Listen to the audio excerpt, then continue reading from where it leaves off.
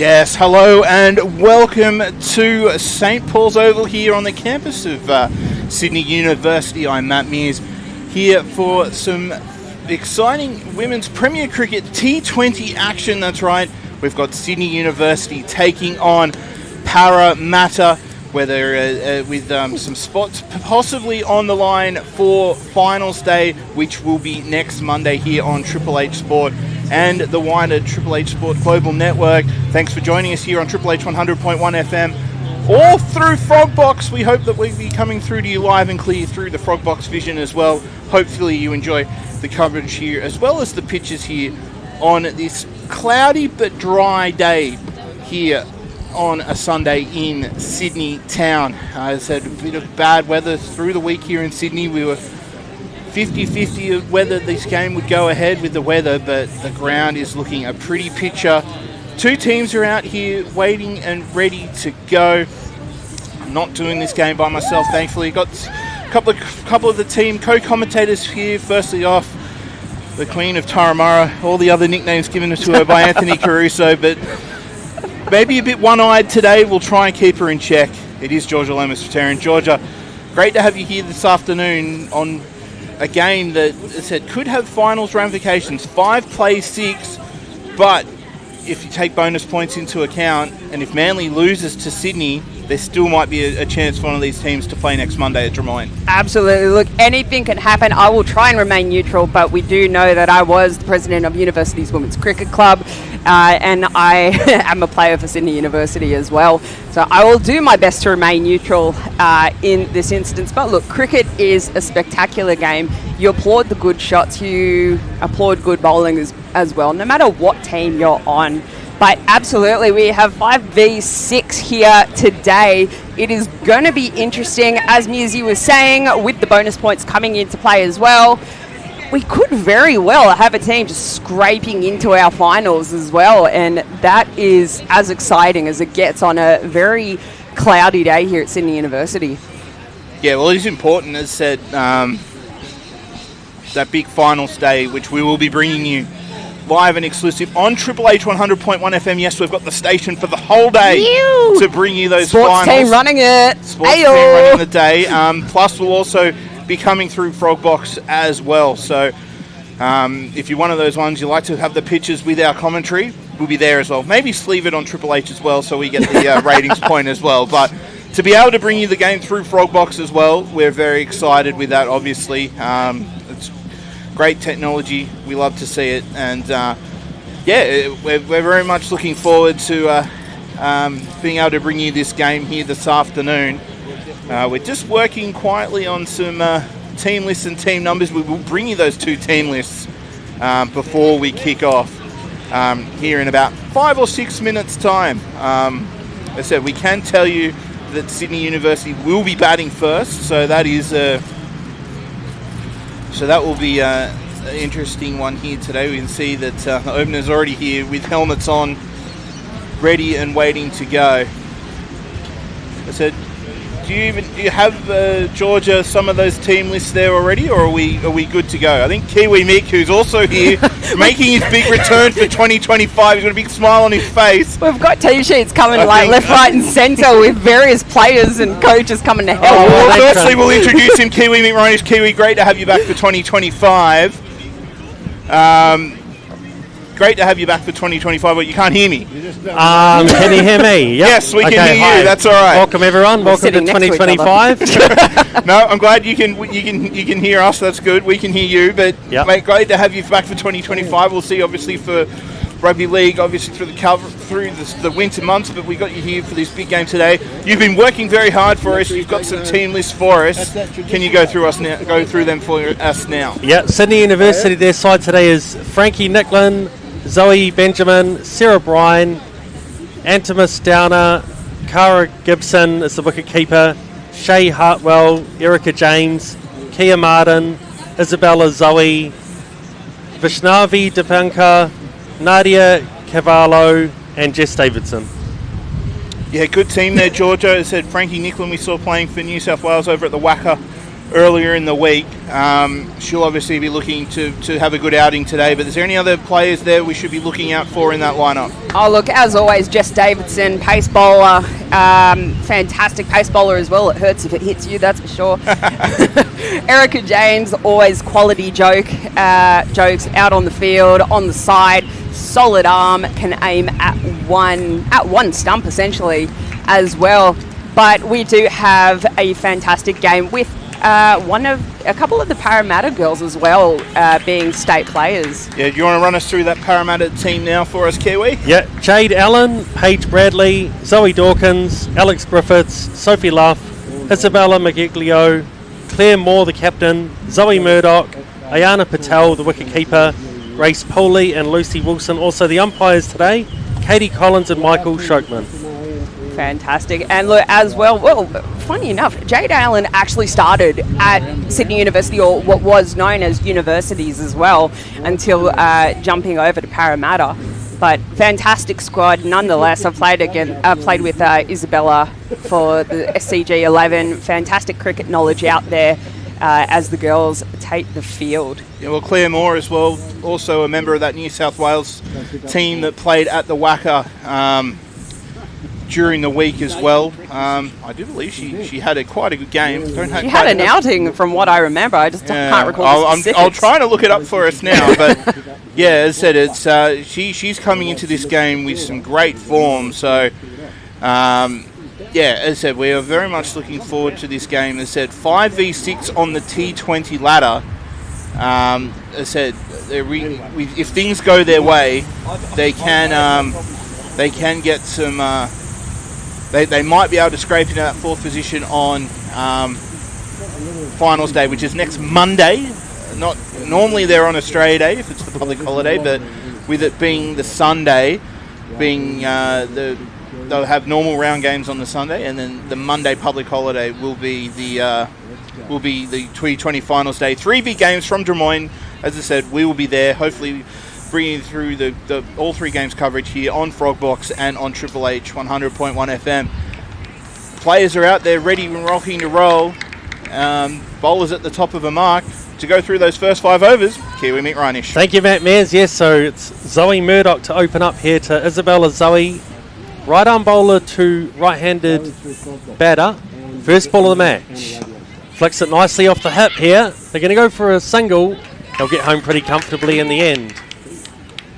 So a good start there for Sydney University.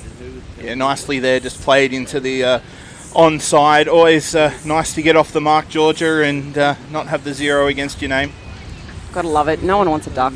No one wants that duck. Isn't it like a platinum duck first ball of the game as well? And then you've got one what is it like? And there's another ridiculous one for like if you get run out on the non-strikers and I don't know. Gibson on strike this time. It's a bit short, but she just pushes it down the pitch for no run. Yeah, Diamond Duck run out without facing a ball. Yeah, I believe first ball of the match, is it? Yep, no, it's just at any time a Diamond Duck. Yeah, at the non-strikers end. Not facing a ball. I remember I saw somewhere Terry Hills Cricket Club playing the Manly Park comp. There was a guy who flew home from LA and got a Diamond Duck. And it was a bit of a waste of time, that one. There goes Murdoch. Oh, and this is an edge through the first slip, but it's just short of the... So it's no catch there. And, of course... stating the obvious there, certainly mate. am a Kiwi, a few fans in the crowd listening closely to our call today. Well, a nice little intimate setting it is. Yes, we have a nice little setup here at the back of the nice little hill. I hope they realise that they are close to the effects mic. Here goes Murdoch again to Gibson. That's a wide. So that'll be runs, of course. Sydney University in their dark blue with yellow. Parramatta with the dark blue and the light blue strip. I think we're going to need alternate shirts for like the umpires at some point as well, because they've done this for years. And then you get out there and you turn around and you're like, oh wait a minute, that's not you. What are you doing? And again, a pretty good length ball here. Couldn't do much with that. It's pushed gently down the pitch. Both of these teams will be looking to win today to maybe sneak into those finals. It's a little bit like the men's Big Bash yesterday when there's all those different possibilities going into the heading into the finals. Of course, the Stars win there tonight, and they're in, aren't they, in the men's Big Bash as well? Yeah, well, they have big game on tonight. Yep. We'll be tuned in, I'm sure. And this one's actually flicked around the corner. They'll pick up at least one as it rolls towards the boundary. In the end, they'll come back for a comfortable 2. Good arm there from the boundary, throwing it into the keeper. So not a bad start here for Sydney University. Yeah, well, if you are watching on Frogbox or listening here on Triple H, you might see the umpires wearing black armbands for the passing of the Sydney Women's Cricket Association Secretary Aldo Cantori, who passed away 2 weeks ago. So our condolences to everybody for that as well. And this is a wide down the leg side. Pretty nice conditions here, not too hot. A little bit of sun poking through, a little bit of cloud overhead. But a very pleasant little vantage point we've got here, and not pretty good crowd as well. Yeah, a nice little spot here. As I said, live wire technology. There's a lot of technology on this table right now, broadcasting to you all. Oh, this is a nice little cut shot there, down to third man area, and they'll pick up a single. And 1 over gone here. Sydney University, no wicket for 5. Yeah, as again, we pay our respects to the secretary of the Women's Association in Aldo Cantori. Thank you to Shane Evans for bringing that to us. He's producing us from home. We will have him back on grand final day at Drummoyne. I have had the privilege of being on the field with Aldo, and he was an absolute gentleman and will be sorely missed as well. As Musi said, our condolences to family and all those who are missing him gravely. Absolutely. So it will be second over now as Cara Gibson on strike.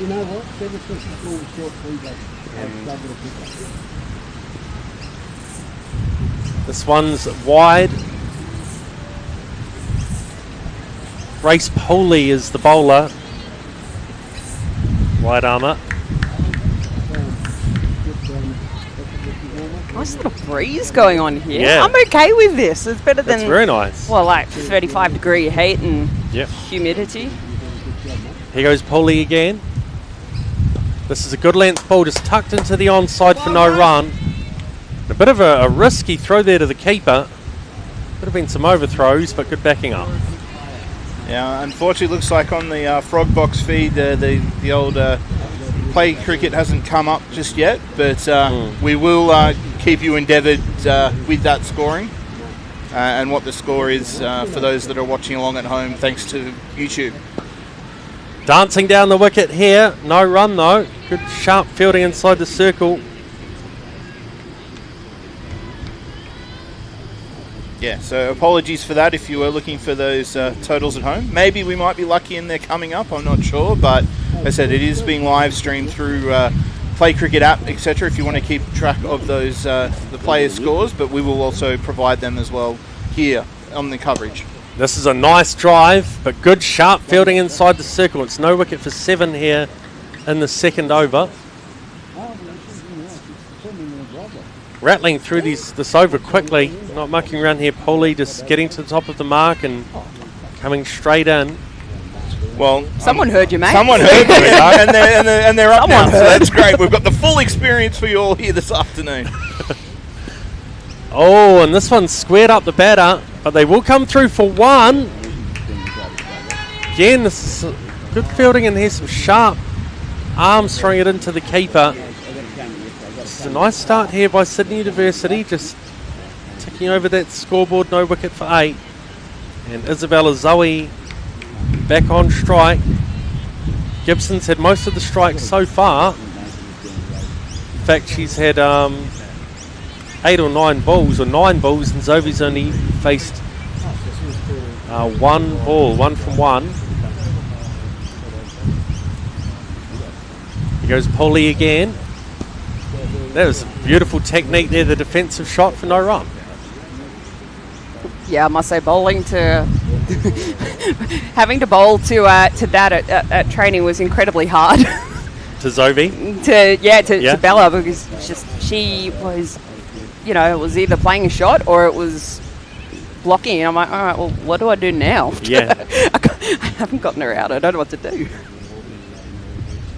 This will complete the second over. Ooh, and that's a good Yorker right up on that block hole. And after 2 overs, Sydney University, no wicket for 8. Yeah, slowish start here. I'm not sure if they I don't know, you might be able to help me, Georgia, the game, whether it went ahead yesterday here or not with all the weather. Not sure. We'll find out. But as I said, the game before or yesterday's game. I actually have no idea. I don't know if anyone was scheduled to play on St Paul's yesterday. But as I said, the pitch does look good. Obviously, they did have the second grade game this morning. Sydney Uni taking on North Sydney. But as I said, that'd be a good thing though if there was no play. As I said, that usually you can tell, like I said, a lot of the run-ups and that crease looks pretty good from our vantage point. So they might have a freshies type pitch. So as I said, might just be a little bit tricky for the batters out here with the new ball. Murdoch again now to Gibson. Full toss. Driven into the onside and good running between the wickets there. They're looking quite sharp. Playing on their home ground here. So yeah, our first time here at St Paul's, generally calling over at the main Sydney Olympic field, but that was taken up with the Green Shield quarter-final. It was dibsed. Well, until Thursday we were calling there, but yeah, it roughly, got dibsed, roughly, and we moved. Oh, this is a beautiful shot by Zoe. That might roll all the way. Certainly will. It's definitely the shot of the day. A cracking square drive. As you said there, Georgia, her technique and her shots, she's a good up-and-coming player, looks like, for the future. Certainly is, and I must admit, being at training on Wednesday, I felt really old.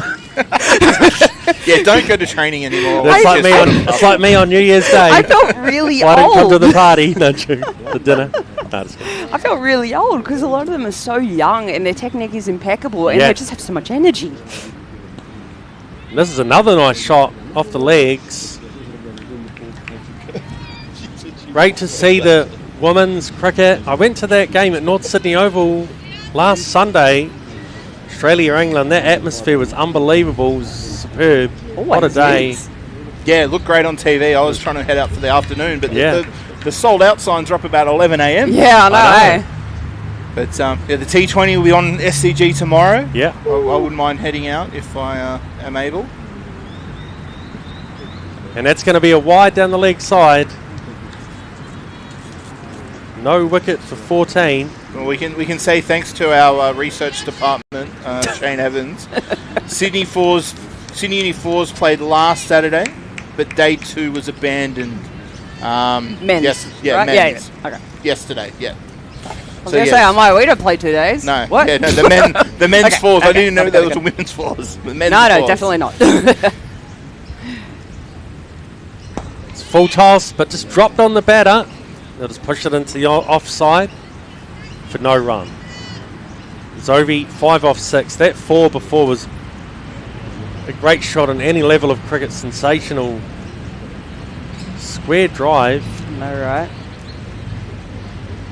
Hope you're enjoying the coverage on Frogbox and Triple H today. As Murdoch comes in again. Another nice drive, but straight to the fielder this time in the covers. No run. All right, bit of a discussion point. Here we go. Okay, I'm trying to make it interesting. You always find us some interesting ones. Discussion point. What do we think wicket keepers short sleeve versus long sleeve shirts? Oh, I always like a short sleeve and a floppy hat. Yeah. Another beautiful square drive, but straight to the fielder. Zoe looking quite good out here with the batting, and after 3 overs, Sydney University no wicket for 14. Well, obviously you mentioned that, Georgia, due to the Parramatta keeper having the short sleeves.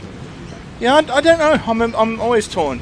I like short sleeve better, I think. Oh, obviously, I think the higher up you go, the more they sort of push you to the long sleeves. No one wants grazed elbows, let's be honest. Yeah, but as I said, I think particularly when you have the numbers on shirts and stuff in these, you sort of get whatever shirt you're given and whatever shirt fits you. And I don't know if a lot of the times you get to request unless unless you're in positions of power. I do. Yeah, but yeah, you just go. You obviously were in a position of power when you request your shirt number. Well, I got my shirt number years ago, so now it's just known. That's what I wear, number 56 when I play. This one's through to the keeper. It's Grace Pooley again. Right arm bowler. What about you, Kiwi? Short sleeve, long sleeve? Short sleeve, I said, Short sleeve, yeah. Gotta love the old floppy white hat when you're keeping as well. Oh my gosh. They used to wear that in tests a lot, didn't they, back in the 80s and 70s? Oh, yeah, the little England keepers wearing the little bucket hats, the old Terry Toweling ones. Jack Russell, remember him? Keeper? That's exactly who I was thinking of. Yeah. Classic. Ian Healy, Ian Smith. We've wore the white floppy.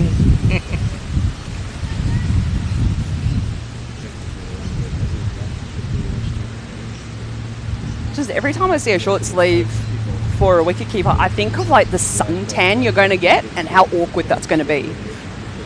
Oh, going down the wicket. Was there a little nick on that? The keeper's dropped it. Pooley with anguish there. Almost like it was maybe a little edge. Did stop quite suddenly too. Wasn't far away, that's for sure.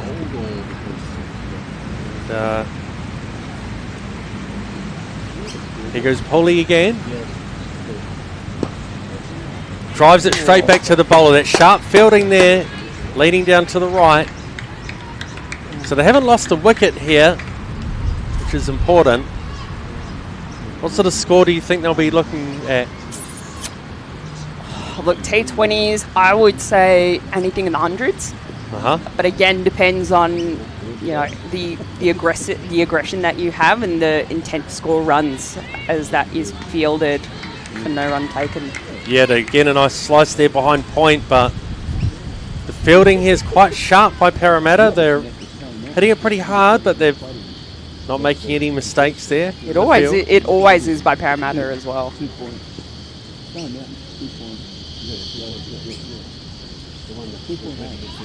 So Pooley again. Deft little late shot. And they'll pick up a single.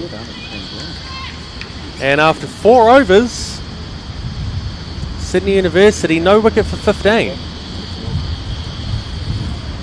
Yes, Pooley's bowled well here, George, and none for 3 off 2. It's been hard for the Sydney Uni batters to get her away. They're trying to play those shots like they played at the other end, those cut shots and those late cuts, but can only find the fielders. Yeah, well, look, now the power play is over, as I saw the umpire signal, so more fielders will be moving back.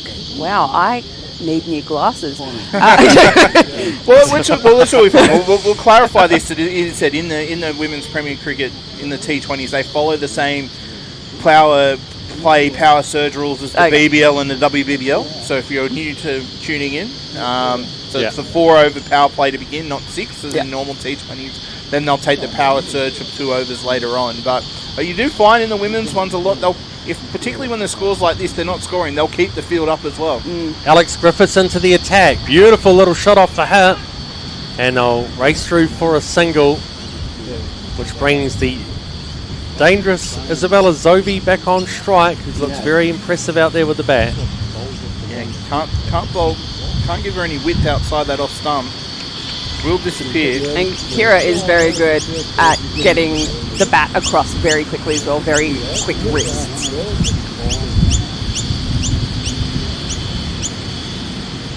So Griffiths again to Zovi.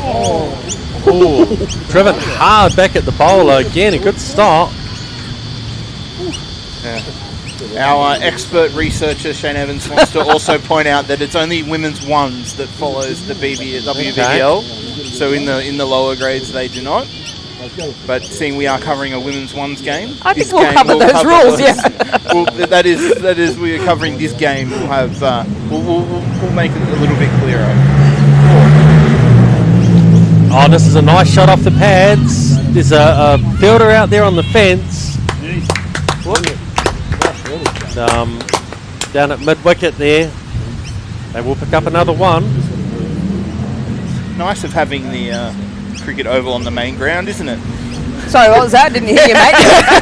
As a motorbike thunders away behind us. What was that? What? The buses. Oh, it's great fun, especially if you have class on this side as well. Must say that. Right up in the block hole. That's a great delivery. Can't do much with that. Crack the bat sounding nice through that effects mic though. And right in the middle, didn't it? So good. Listen, we do thank Nick Kutnyak for that new microphone. It is that new effects microphone since, I think, if you go back and watch the final at North Sydney Oval, the Kingsgrove T20 final where Nick Katara scored that 100. Yeah. That's the first time we used it, and boy, you can hear some big cracks. Yeah, I watched that a few times on Frogbox, the replay. And this is a wide. No wonder it's got so many views. Oh, It's just Kiwi watching Kiwi's this commentary back. Saturday night barbecues with friends, watching it back. This is what I do on my weekends. Yeah. To be fair, that's probably helped us a lot. It's in like the top 12 now of most viewed games on the Frogbox. I think really? the Guitarist's 100 helps as well. But it was nice. It was nice being able to commentate that I'm up day. to 73. Again in the block hole. Knows how to bowl a Yorker, does Alex Griffiths. No, I've probably seen it about, not the whole thing, but I've flicked through highlights about 25 times or something. You just skip over the bits that you're not commentating. Yeah, on. I know, right? No, I listened to your commentating, Nigel. No. I wasn't. It's all like Rating it's all a learning thing.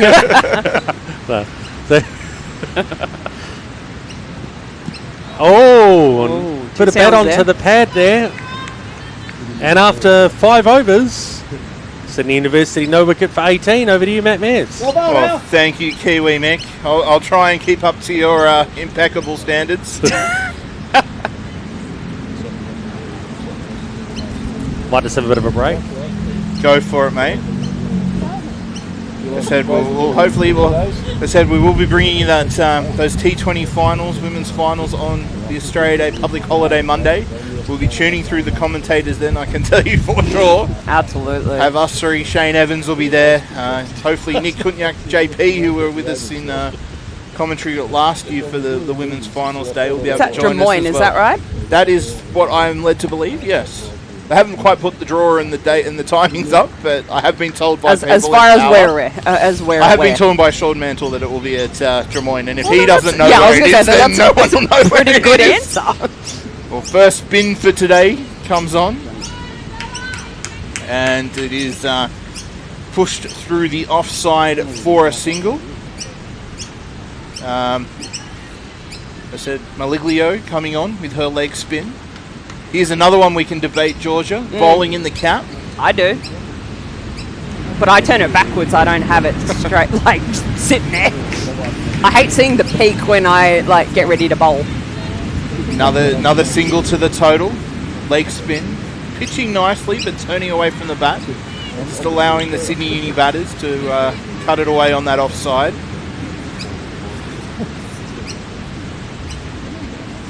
Comes in again. This time is a bit too short. Played away onto the leg side, but there's a sweeper down here at Cow Corner. So it'll just be another single. Working in singles now here, the Sydney Uni batters. Who holds your hat when you bowl, mate? Well, that's short and that's cracked away. But again, sweeper out there on the cover boundary. Usually the umpire holds my hat. Yeah? Yeah.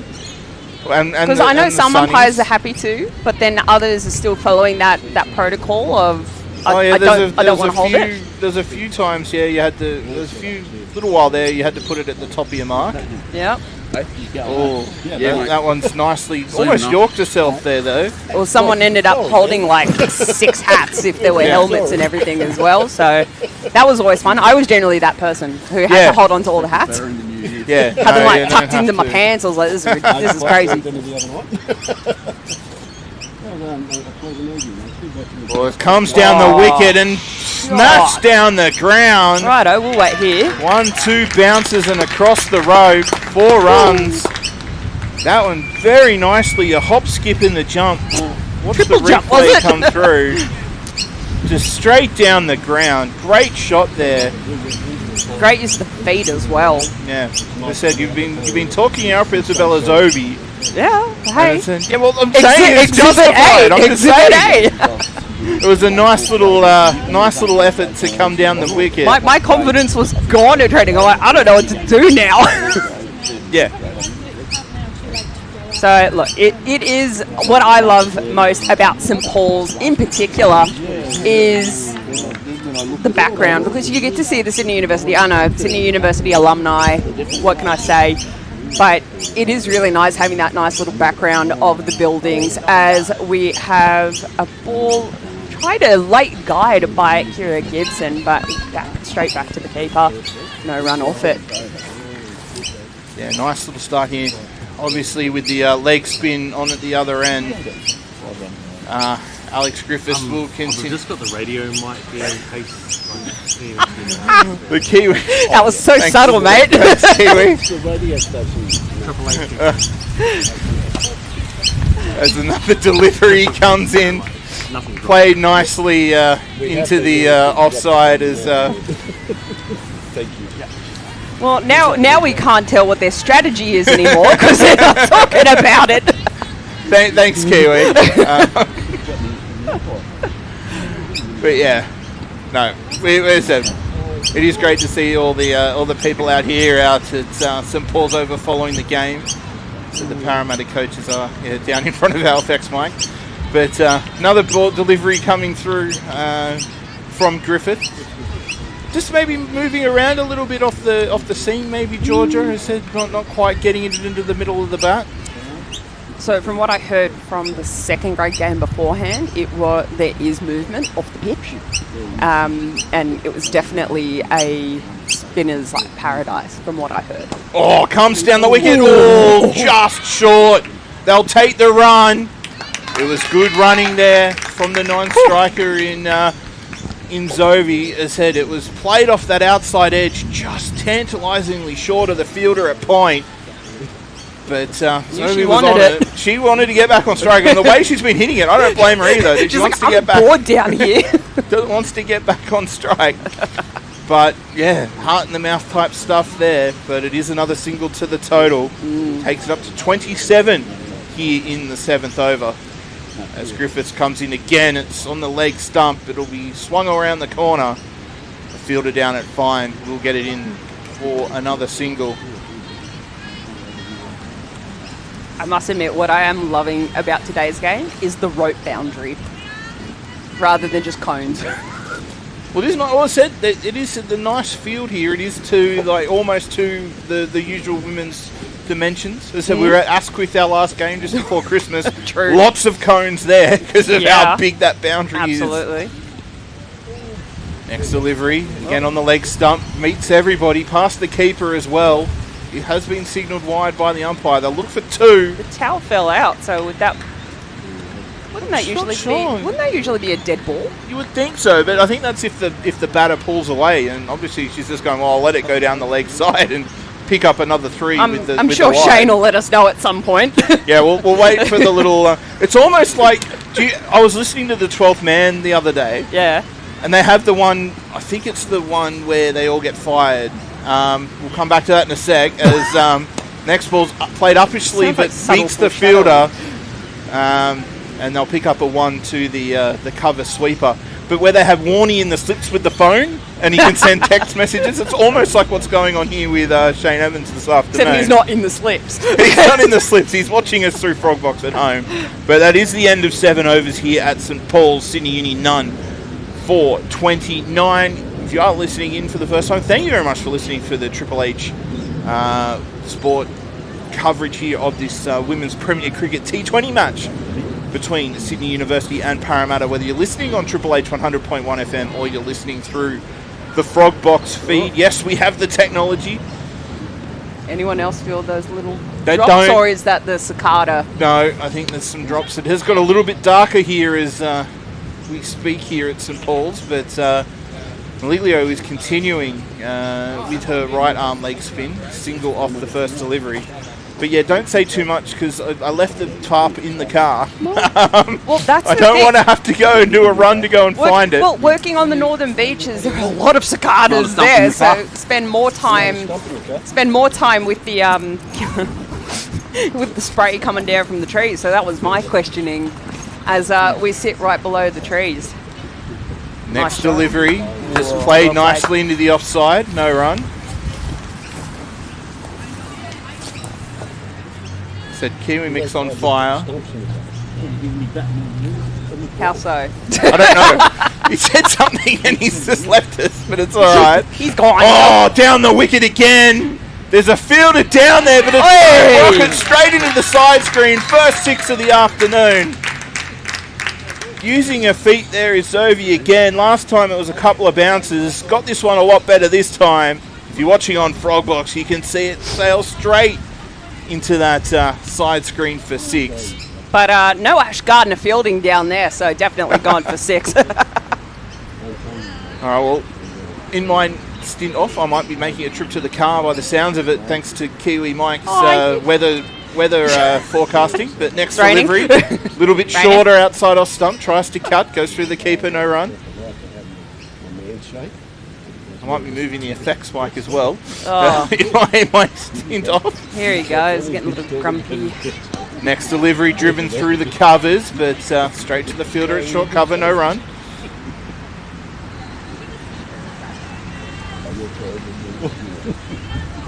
I'm trying to eavesdrop, so I don't know why you're going. Well, you can have a break off if you want. Just go sit next to him, see if you can get any. Oh, forget it. I can get so much out of people. Just got to ask the right questions. Next delivery coming in, goes down the wicket again, but nicely bowled by Maliglio, but still can adjust her shot. Finds that fielder that Georgia wanted to compare to Ash Gardner, but that's okay. Like, seriously. But it was a single. Good over there for the students. It's 8 runs off it. Maliglio's now none for 16 off her 2, and it's none for 40 off 8 here.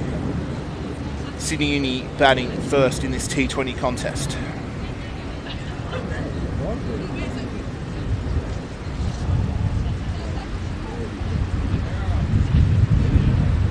You can certainly hear the winds gathering in the effects mic as well. A bit of foreshadowing, maybe, as we don't say it.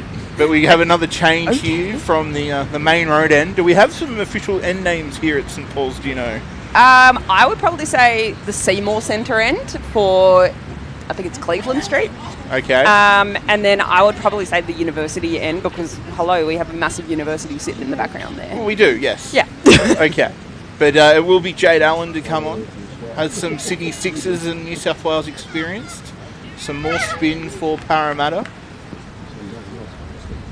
So we've seen how Zoe's taken to Maliglio. Will she enjoy the spin of Jade Allen? And it's a full toss. Oh. I don't think she was quite expecting it to be that full. Had to adjust her shot. Technique. Well, the crack off the bat. The high elbow, holding the shot, showing that she's balanced. Love it. Textbook stuff. Allen coming in again. This one's a bit shorter, cut away. There is a fielder there. They'll look for 2. But no, good fielding down here on the cover sweeping boundary. Keeps it down to a single. Sophie moves on to 21. Scores none for 41 here in the 9th over. Great little partnership coming here as well. Well, you were saying about that 100 mark. If these two can get through that 10 over mark, about 50 runs, no wickets down. Allen there, this is a nice one. Well, it's a lot of leg spin lately with Alana King, and I think even Alana King would have been happy with that delivery. Just missing that off stump. What did I say? The pitch has got some spin in it. So can Allen follow that one up here now to Gibson? That's a little bit shorter and wider. Cuts away. But again, the sweeper out here at cover cleans up. Another single.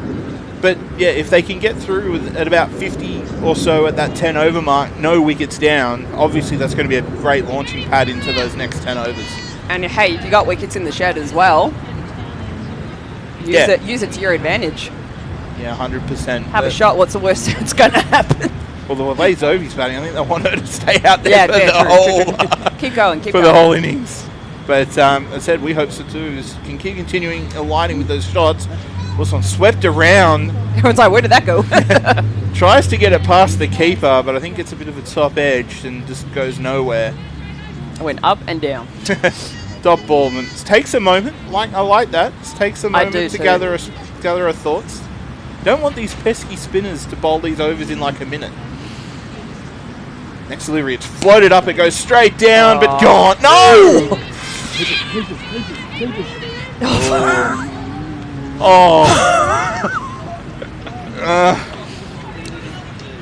I have no comment for that. I don't know. Well, unfortunately for our Frogbox viewers, we probably don't need to comment too much. But for our Triple H listeners. 100.1 listeners, let's just say the fielder there at which is the vice captain Maliglio at mid-off probably had one that she'd like to forget. The ball goes down. They both end up at the non-strikers end, as in the two batters. But the fact that... But then the ball gets thrown from the bowler to the keeper misses, and they get back for two. Well, the fact that Zoe grounded her bat before Kira did as well indicated that it was her ground, so Kira was the one who had to make it to the other end.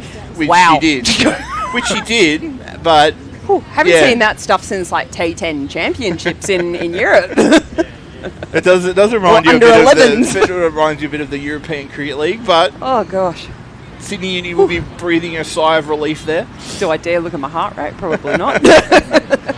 Well, as I said, we do hope you're enjoying the vision through Frogbox, or if you are listening on Triple H 100.1 FM.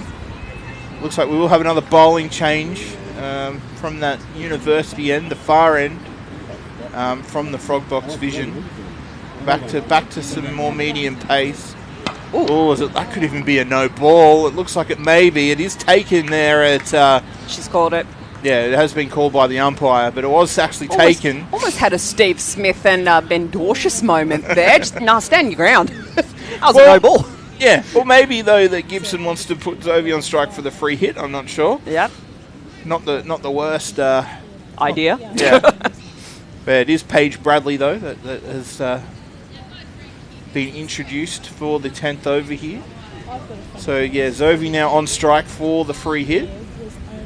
I'm sure I'll get told if it's not a free hit, but no, we saw the movement. And some other people here other than Shayna umpires too, so it's okay. We'll manage. Doing? It's in the block hole. Good bowling there for the free hit, right up in the block hole. Tried to go down the ground, but yeah, just couldn't dig that one out.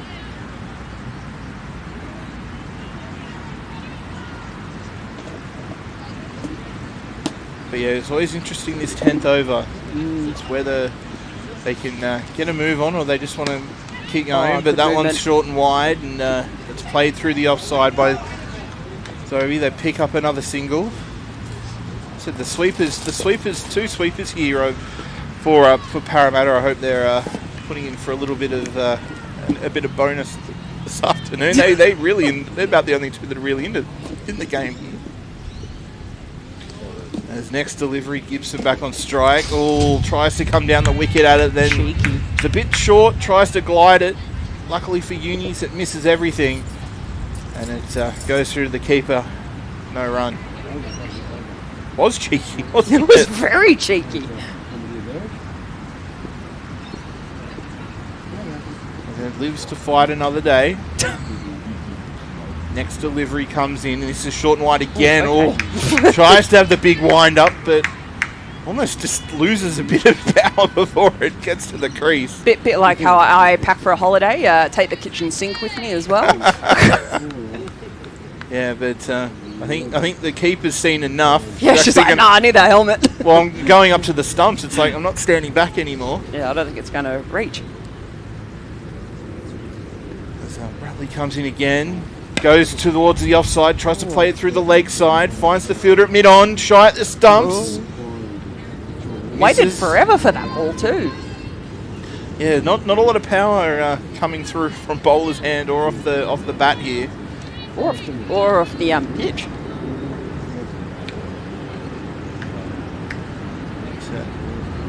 Final ball here, halfway through the innings.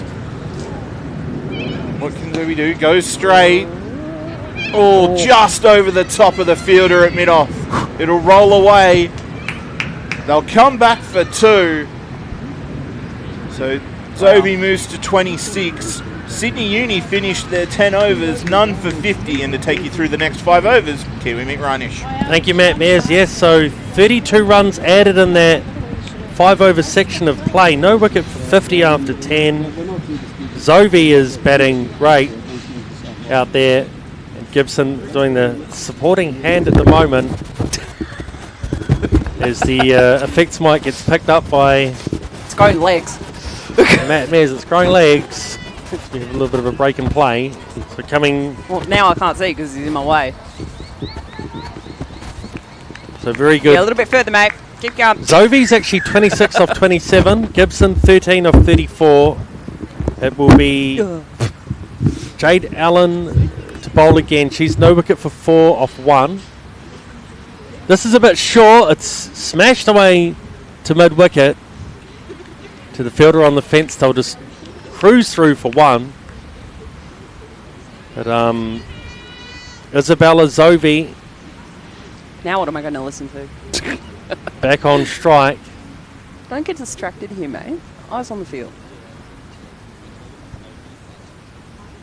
Far out. And this is just dropped on the batter late. Driven down to mid-on for 1. This is what happens when we have the NFL playing in the background as well. Yeah, it's just checking those Kiwi scores. Mick just gets a little bit distracted by the game that is occurring, but we will focus on the cricket for now. And this is a bit of a half volley in the end, and it's sliced away backward a point. They'll definitely pick up a couple here as it rolls away towards the rope. Eventually they will pick up 2 runs, so they're ticking over the scoreboard nicely. No wicket for 54 in the 11th over. Hope you're enjoying the coverage here on Frogbox and Triple H. And it's going to be Jade Allen with these right arm leg spinners. Thought about that. And and this is the unorthodox reverse sweep. Eventually they're actually going to pick up a single. Was there any bat there? Yep, there was a little Apparently, bit of yeah. bat. Someone watched me in the nets then, because I was doing a bit of that at training. Yeah, some of Clearly these didn't shots, pay off. some of these shots that the cricket players play these days, and Insane. Constas in his test debut. what about that? Rampant. All that right. Boxing Day morning That was was unbelievable. insane. Yeah, and again the reverse sweep, and again they're going to pick up some runs. And this time it is actually going to be a bye. Who needs a broom when you've got a bat and you're batting? But these two playing with a lot of freedom out here now. They've got the platform to get maybe even 130, 140 possibly, do you think? I reckon aim for 120 at least, and then 120. anything extra will be a bonus. Yeah. And it's another drive through the offside here for a single. So that's the end of 11 overs. Sydney University, no wicket for 57. So what you may be seeing in the Frogbox footage, but not from to our listeners at Triple H, is they're indicating whether they're going to take the additional 2 overs of the power surge. So that was Isabella, speaking with the sideline with head coach Alex Blackwell, and with the captain as well, just indicating, do we want to take it now? And Alex reply with, well, tell them. don't just indicate it, tell them. Yep. So, very solid platform. Zovi is 27 off 28. Gibson 18 off 38. No wicket for 56, matter of fact, after 11 overs. As we have another change in bowler. So I think the fact that they've called for the additional 2 overs has prompted a very quick change in who the bowler will be, determining that will be interesting until they turn around. Just remembering, this is the final round of the competition of the Women's T20 comp, and the winner of this possibly could make the top 4, but that it will be sort of determined later on. Yeah. But the winner could be in the top 4 semi-finals and finals day next Monday, the day after Australia Day, the 27th of January. We'll be covering all of those games, and it's Alex Griffiths to switch ends, right armour. And this is hiked away beautifully off the hip through that vacant mid-wicket area. Doesn't have the legs though. They'll pick up a couple. Interesting ground here. The boundaries to the side are pretty big. Massive. To the side of the pitch have big boundaries. They're almost bigger to the side than they are down the ground, aren't they? Yeah, I mean, you could almost set up the the pitch so it's the other way as well. Yeah, so you can just completely watch across it. Dancing down the wicket. Gone through Goes the gap. through the gap. And they're going to race back for a couple again. They're trying to get a move on. Whew. No wicket for 60 here in the 12th over as Gibson pushes the go button. She moves through the 22. Zoe on 27. It's just a little bit overcast out here now. Grey skies and just a few little raindrops as well. Nothing too threatening yet. And this is short and again pulled away backward of square. And they'll just pick up the 1 this time.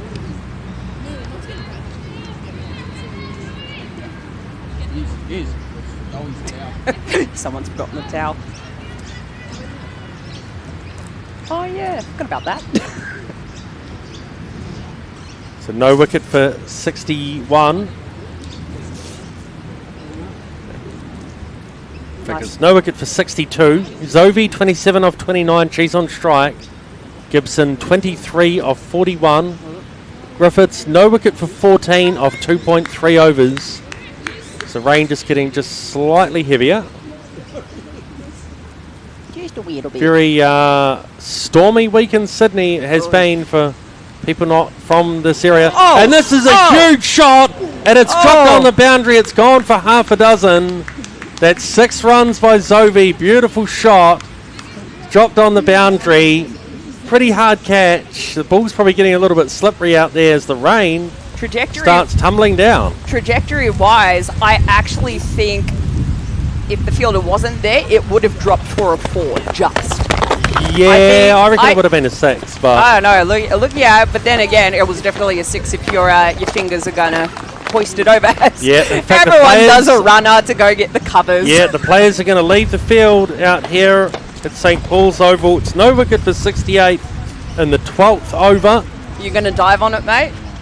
And we're just putting a bit of cover over our technology setup, and they bring the covers out. Oh, it's not that bad. Come on. Yeah.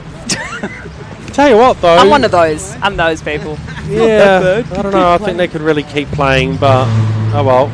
But if you do want to, keep the pitch as it is and in good nick, and if there is the opportunity for the second innings as well, I mean, yeah, you do what you have to, you do what you can, and that's one way to help it.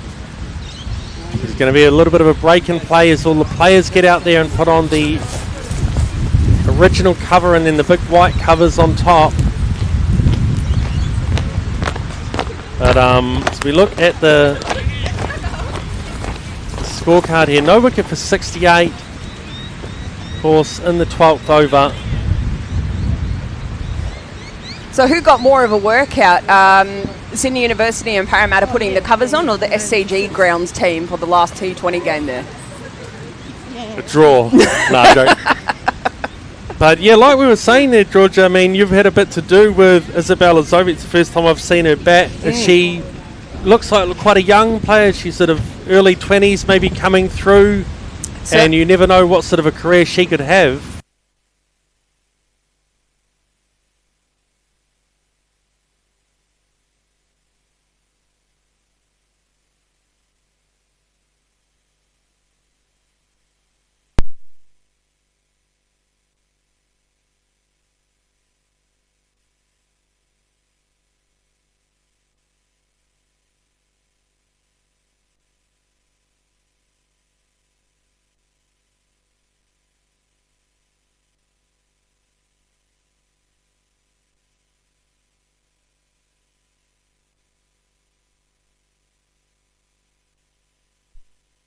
covers, and then there's a bit of a mini conference happening as well.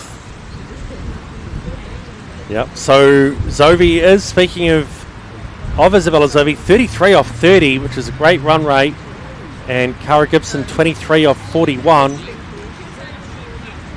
Hopefully we'll be back out here soon on Triple H FM, but for now there is just a slight, but just for now as well, the rain has just stopped momentarily. Matt Mears, welcome back. Yeah, just apologies on Frogbox if you lost us for a moment, but unfortunately, tarps and technology doesn't quite mix, but I believe we are back now, so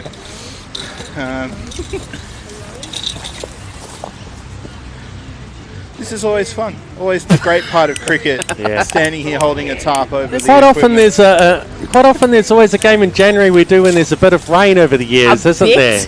There's been one at Drummoyne over a couple of years ago. There always seems to be a game in January we do. Yeah, Drummoyne I think we were covering whether it's rained out for a bit or rained out for the whole, but there's always that was the seems grand to be final, wasn't it? I think it was. Yeah, and they had to there was no replay backup it. date. No, they eventually, I think they did eventually agree to playing it the next Sunday.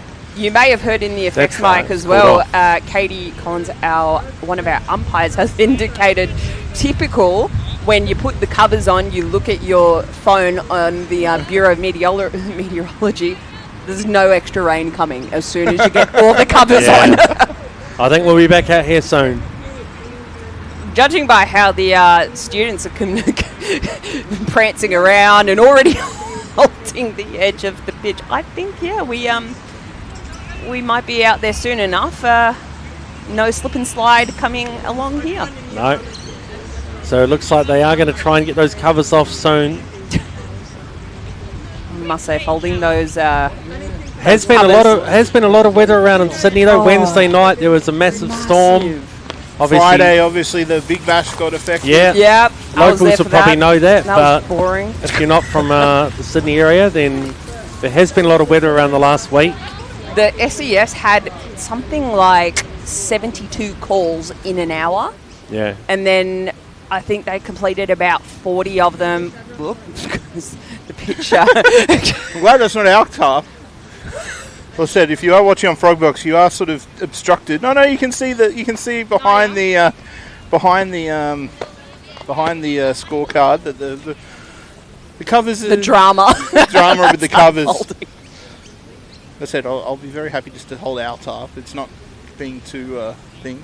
Thank you to Andrew Russell. I know you're producing us for giving us this tarp. It's coming quite handy. Should get Triple H And raincoats. always a good sign when they're putting the stumps back in. It is, yeah. So We hopefully probably won't even lose any overs, I don't reckon. Nah, probably not. Although we'll let Shane determine that for us. Yeah. he can text you. I didn't know Shane was an umpire. Oh, sorry. Well, you normally say that. 2025. We should start like a joke's not count. gonna die. We should start a count of that. Just how many times Shane, are we if you're going to say listening, it I'm in just a joking. year? Please don't get angry at me. We will have him back on board next Monday. Yeah, it's going to be a long day. It's going to be a good one. So gonna be a hopefully long day. hopefully we'll be able to pull all the Of technology. course, that's a public holiday in Sydney, isn't it? It is. It certainly next is. Monday for Australia and Day. in Auckland anniversary day. Yeah, It's true. the same day. I did get a text from Shane, but it's actually not related to any of our commentary. So okay. Well, we can say the Hessian is now being unfolded as well, so that is a good sign to see. Never mind. He says something, but I didn't read the text. Sorry, mate. Check it at halftime Half time. of the game that you're watching. It's already past they're half taking time. the- Oh, I don't know. I haven't been watching it. And with at least... the score's gone. Look, I will do it around the grounds, but I am flying all the way to America, to Detroit for it, for the NFL. With 10 minutes remaining in the fourth quarter, the Washington Commanders, 38, Detroit Lions, 28. Yeah, what an upset that could be. And Washington's still got the ball as well. Certainly do, as they... All the pressure's on Detroit. as they're running down, and they reach the first down with their quarterback in Daniels as well. I can say that the ones do have a 45-minute window for lost time for rain. Oh, yeah. Okay, cool. So this should not affect. Because the message Does it mean that my parking ticket gets an extra 45 minutes if we go over Did you really have to bring that up? Because I completely forgot about that. Whereas the messages I got cannot be repeated on the radio. Earlier today in the NFL as well, it was Kansas City winning again against the Houston Texans. A very young offense with CJ Stroud in the Texans as well. Unfortunately, going down to a very experienced Chiefs. And the batters are walking back out to the middle, so it's looking good that we'll get started again pretty soon. Well, I'll tell you, we'll go around the grounds for the cricket. Okay. For the actual competition that we're calling. All right. The game at Asquith Oval, Northern Districts versus Bankstown, obviously that was bumped from Mark Taylor. It was abandoned. Out at Howell. Gordon have had a rough time. We were actually originally going to call this game at Chatswood. It got moved to Beecham, Kalara, now it's at Howell Oval. It went all the way out to Penrith. Yeah, because they are playing Penrith. Yeah, okay. Gordon 5 for 55 in that one. Oh, okay, right. At Howard Fraser Reserve, St George Sutherland taking on Campbelltown, Camden. Yep. St George Sutherland are 2 for 56. And at Drummoyne, the game we are keeping an eye on, Sydney versus Manly Ringa. Manly Ringa are 2 for 61. Okay. So of that, it seems that Sydney Uni has had the best start. Yes, I would agree Fantastic. with that. Absolutely. Okay, so we're back out here looking good to restart the action. And it is Isabella Zovi, 33 off 30. No wicket for 68. 11.4 overs gone. To resume the bowling will be Alex Griffiths. That was so pointless. They're really remembering the Players winner are slightly of this. annoyed that they had to run out, put them on, run back. Winner of take this off. is a chance to be in that semi-finals next week. All the everything will be confirmed with the draw later on today, but the loser of this is gone. The winner of this is a chance. Zovi drives, a little bit edgy this time. No run. Best part of the brownie, though.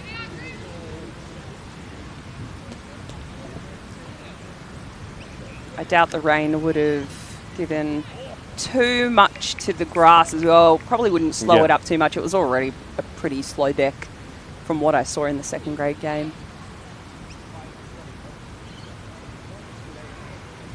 So Griffiths again. Oh, dropped. Driven to that fielder at a sort of wide mid-off position.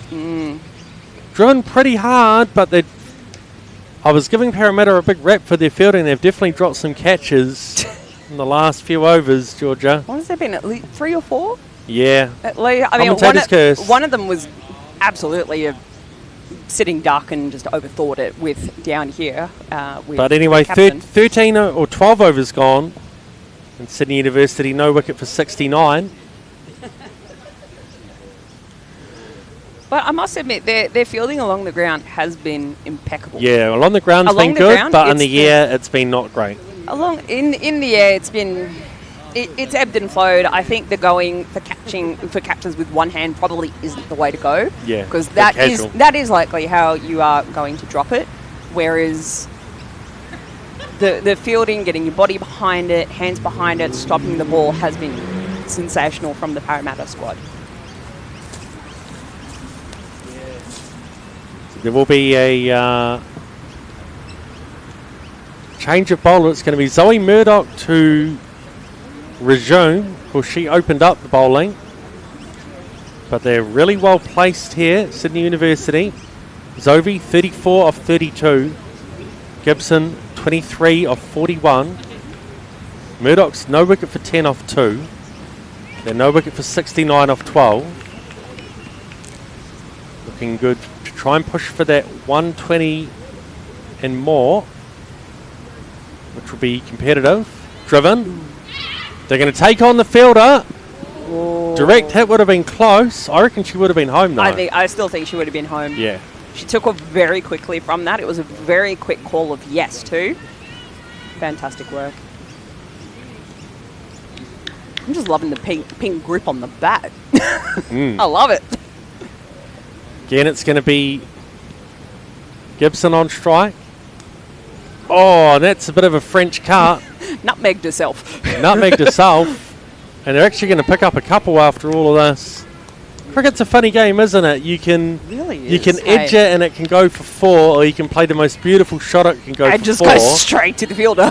But it's the same, you know. You can play a rubbish shot. It doesn't always have to be great batting to get runs. It's kind of different to and it depends on how the field's set too, because it can be a rubbish shot and you get 6 for it off an edge, or it can be the most amazing shot and go straight to a fielder, or through and their this legs. one's driven. This could roll all the way as it rolls towards our commentary area. Sorry, doing the fielding in front of us there is Isabella Magiglio. And again, they race through for a couple. The fielder there sort of half thought about going for the catch, but let it drop. You've got to respect the bounce. Got to respect the bounce. Unfortunately, the bounce just undid the fielder there. She runs in again now. Gone for it. And this time they take the catch. So that's the end of Cara Gibson, 27 of 44 deliveries. And that was a very aerial shot, but nice safe hands there to take the catch. And Sydney University lose their first wicket. It's taken a while. And it's 1 for 74. I mean, the ball that had the most hang time on it was the ball that was caught. Yeah. Which is sensational, but unfortunately just caught in 2 minds there. May have, overthought it a little too much from Kira's perspective. But look, hey, a spectacular opening partnership comes to an end. And you honestly can't hold it, because they went out there, they survived the 10 overs, and, got us off and got students off to a fantastic start. And it's Artemis Downer is the new batter at the wicket. And she's another right-handed batter. She takes guard. I think she's also an international player, because she's wearing the Middlesex helmet from the UK. Yeah. It's either Middlesex or Surrey, I can't tell. 3 Swords, Middlesex. Yeah, definitely not sorry. Okay, well... Murdoch, 1 for 15 of 2.4, so she's been one of the better bowlers out here. But main thing is here that Isabella Zovi at the wicket, 35 of 33. She's looking set to possibly make a half century. We can confirm it is Middlesex. Artemis Downer has originally played for Middlesex. And this is a handsome drive straight to the fielder for no run. I do love the coloured gloves as well. I'm a fan of that. What about the zing bails? Do you like the zing bails? I'm colourblind, so it makes no difference to me. You can light up all at once, but if it's if it falls onto the green grass, I'm not going to see it. Oh, what a shot here by Artemis Downer. That is a cracking square drive. Ooh. And they'll pick up a couple. The outfield just slowing up a bit with a little bit of rain. But that was a beautiful shot. Far out. There's been 2 square drives today that have been outstanding, and after... They've been textbook. Yeah, 13 overs, Sydney University, 1 for 76. And both the batters who've played them are currently out in the middle as well. Yeah. There's been some good batting out here today. It's been good. Oh, it has been just a batting seminar. Fantastic work. Murdoch 1 for 17 off 3. Downer 2 off 2 with the bat. And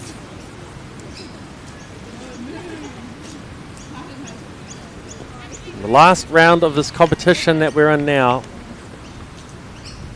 Finals day next Monday, which is a public holiday in Sydney town. It's going to be Grace Poley, who's been very economical, swinging a miss outside the off stump. Coming into this over, she was none for 3 off 2, so... Got some dancing from the batter as well. Got some footwork back and forth.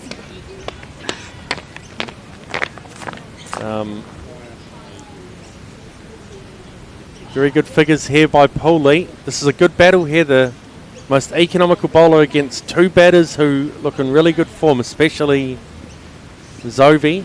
who's on strike again. She's gone for this one, and she'll pick up one. Didn't quite time that.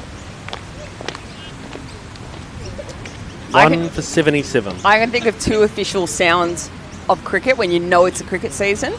Leather on willow and the sound of spikes on concrete. Yeah. You could hear them coming through, couldn't you? I love that sound so much. I'll be making sure I move the effects mic again at the break. I love that sound. It's awesome. Well, it doesn't quite fit with what the pictures are showing everybody. But I know what you mean. It does sound like cricket. And this is a nice shot again, driven through the covers, but there is a fielder out on that fence. Nice ground here, surrounded by beautiful trees around the sides of the ground. And she's sitting under a nice tree as well, so it's going to be Zoe back on strike.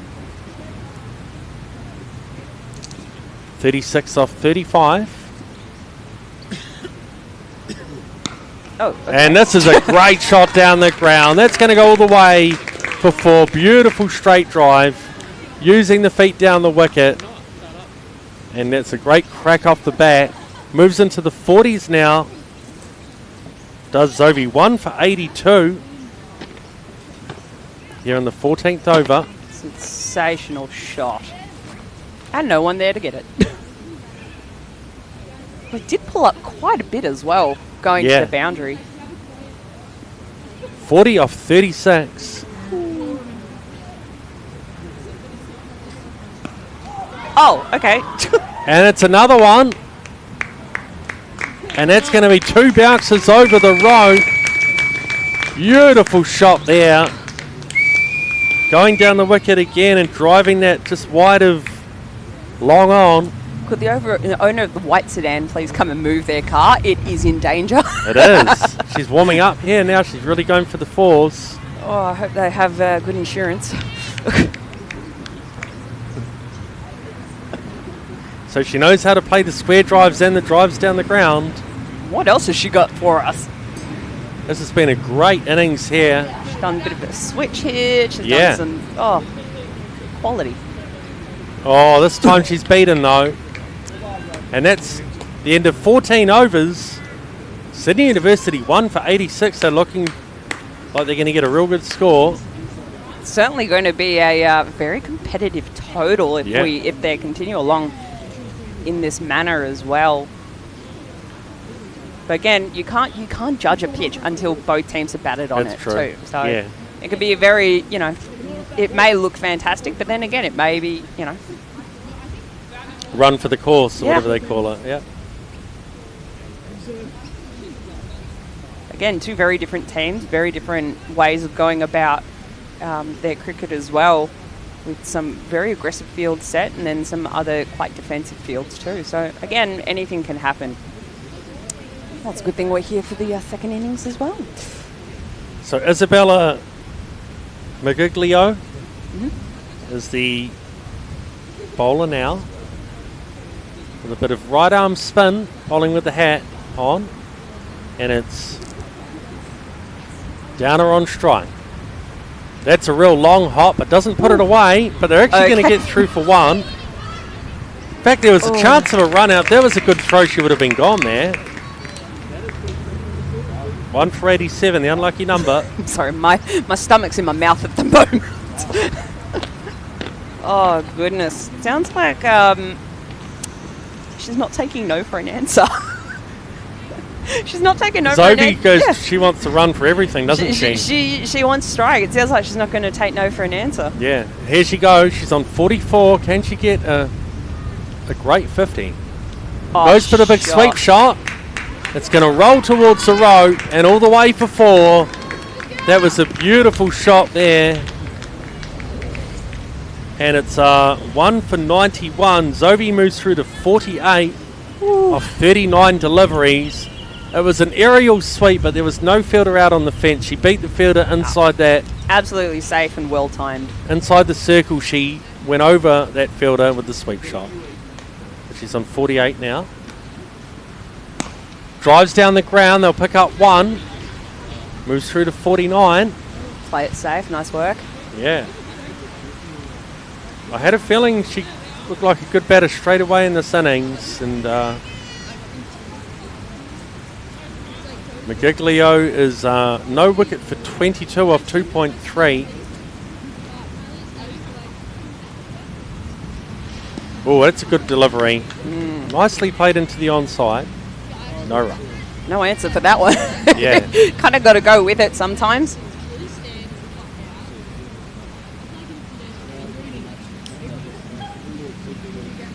Oh, nice delivery there. Beats her with the spin. Through to the keeper for no run again. Just slowing this momentum down. Sydney University got a good surge going here with the momentum. This is a bit fuller. Plays it late. Through to point for a single. 1 for 93 here.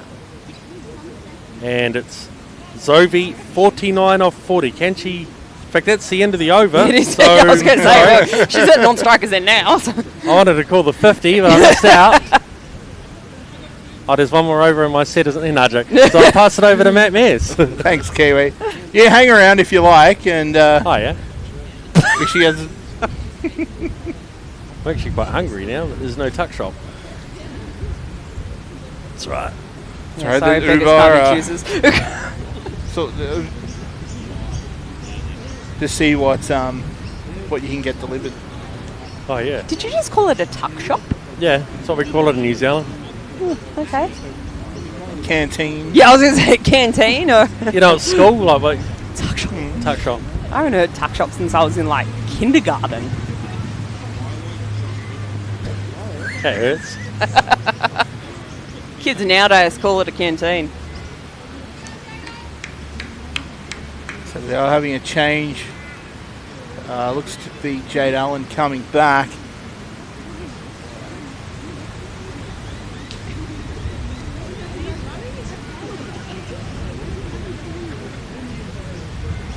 Oh, nicely played through the offside.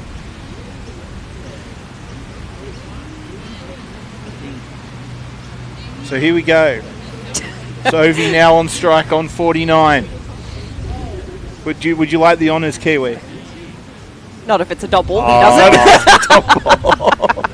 doesn't. he only wants it Yeah, if that can I? runs there. Oh, Go mine. for it. Go for it. You got this ball. Hopefully Right. she can do it. Sharing is caring. I've only got this ball regardless if she gets it No, or it's not. fine. Oh, no, I'm no. not like that. Oh, okay.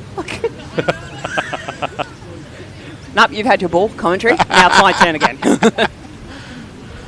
So Zovi 49 off 40.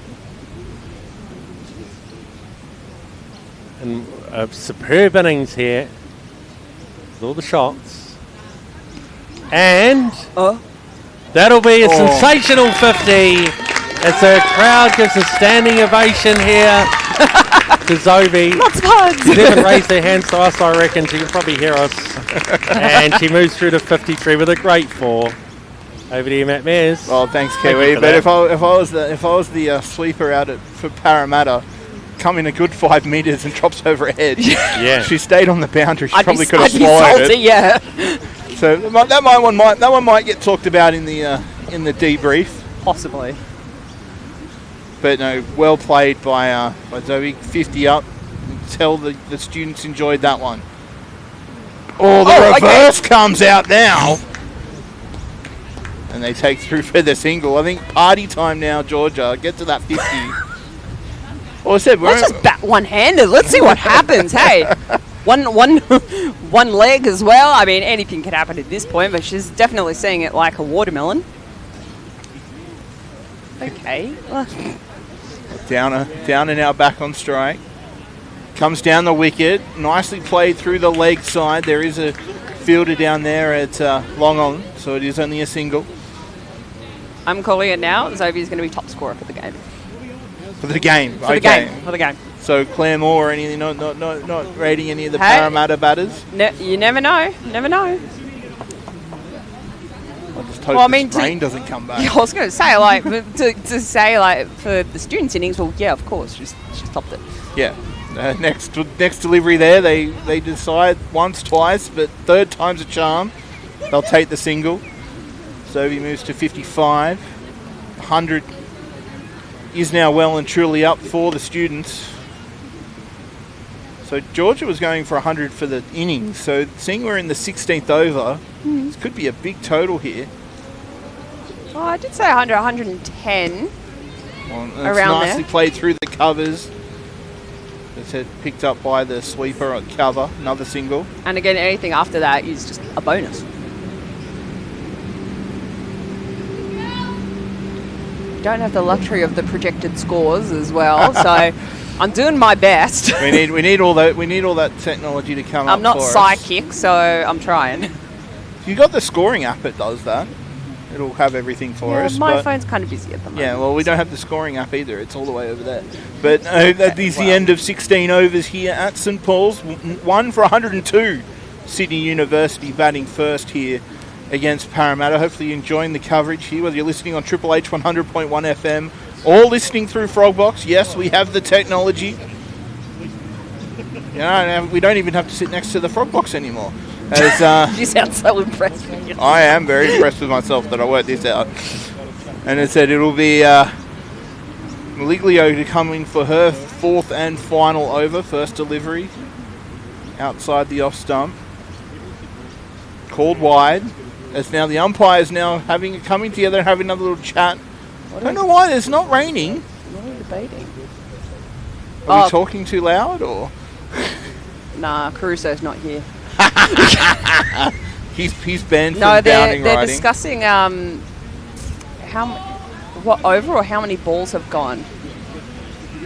Didn't we just start this over as well? So. It was literally that was the Yeah, first I ball was like, and it was a didn't we- wide. Or unless discussing how many overs the bowler has bowled. Oh, okay. Those are the only few things I can think of. Well, we can definitely say she's only bowled 3, so But we're also not out there to tell them that. So. true. That one bounced a little bit more. They'll run through for the bye. Bye, bye, bye. Thanks. Sorry, it had to be done. But good game awareness there. Was said bounced a bit too much for the batter and for the keeper. They're able to get through for another one on the total. They're looking to go big here, the students. We love to see it. Always. Big personalities calls for big cricket. Well, I said that it's been a good year for the students in the T20 competition. Mm-hmm. I said on the cusp of those finals. Next one cut away, but to the fielder out there on the cover boundary. Another single to the total. Oh, okay. So he moves to 56. I said it has been a good little rise by the students in the last year or two. Definitely coming back out of that rebuild stage as some stability has been found with our alignment with Sydney University Cricket Club. Next one played through the leg side. Beats the two fielders. But it'll be just pulled inside the rope. They come back for a couple.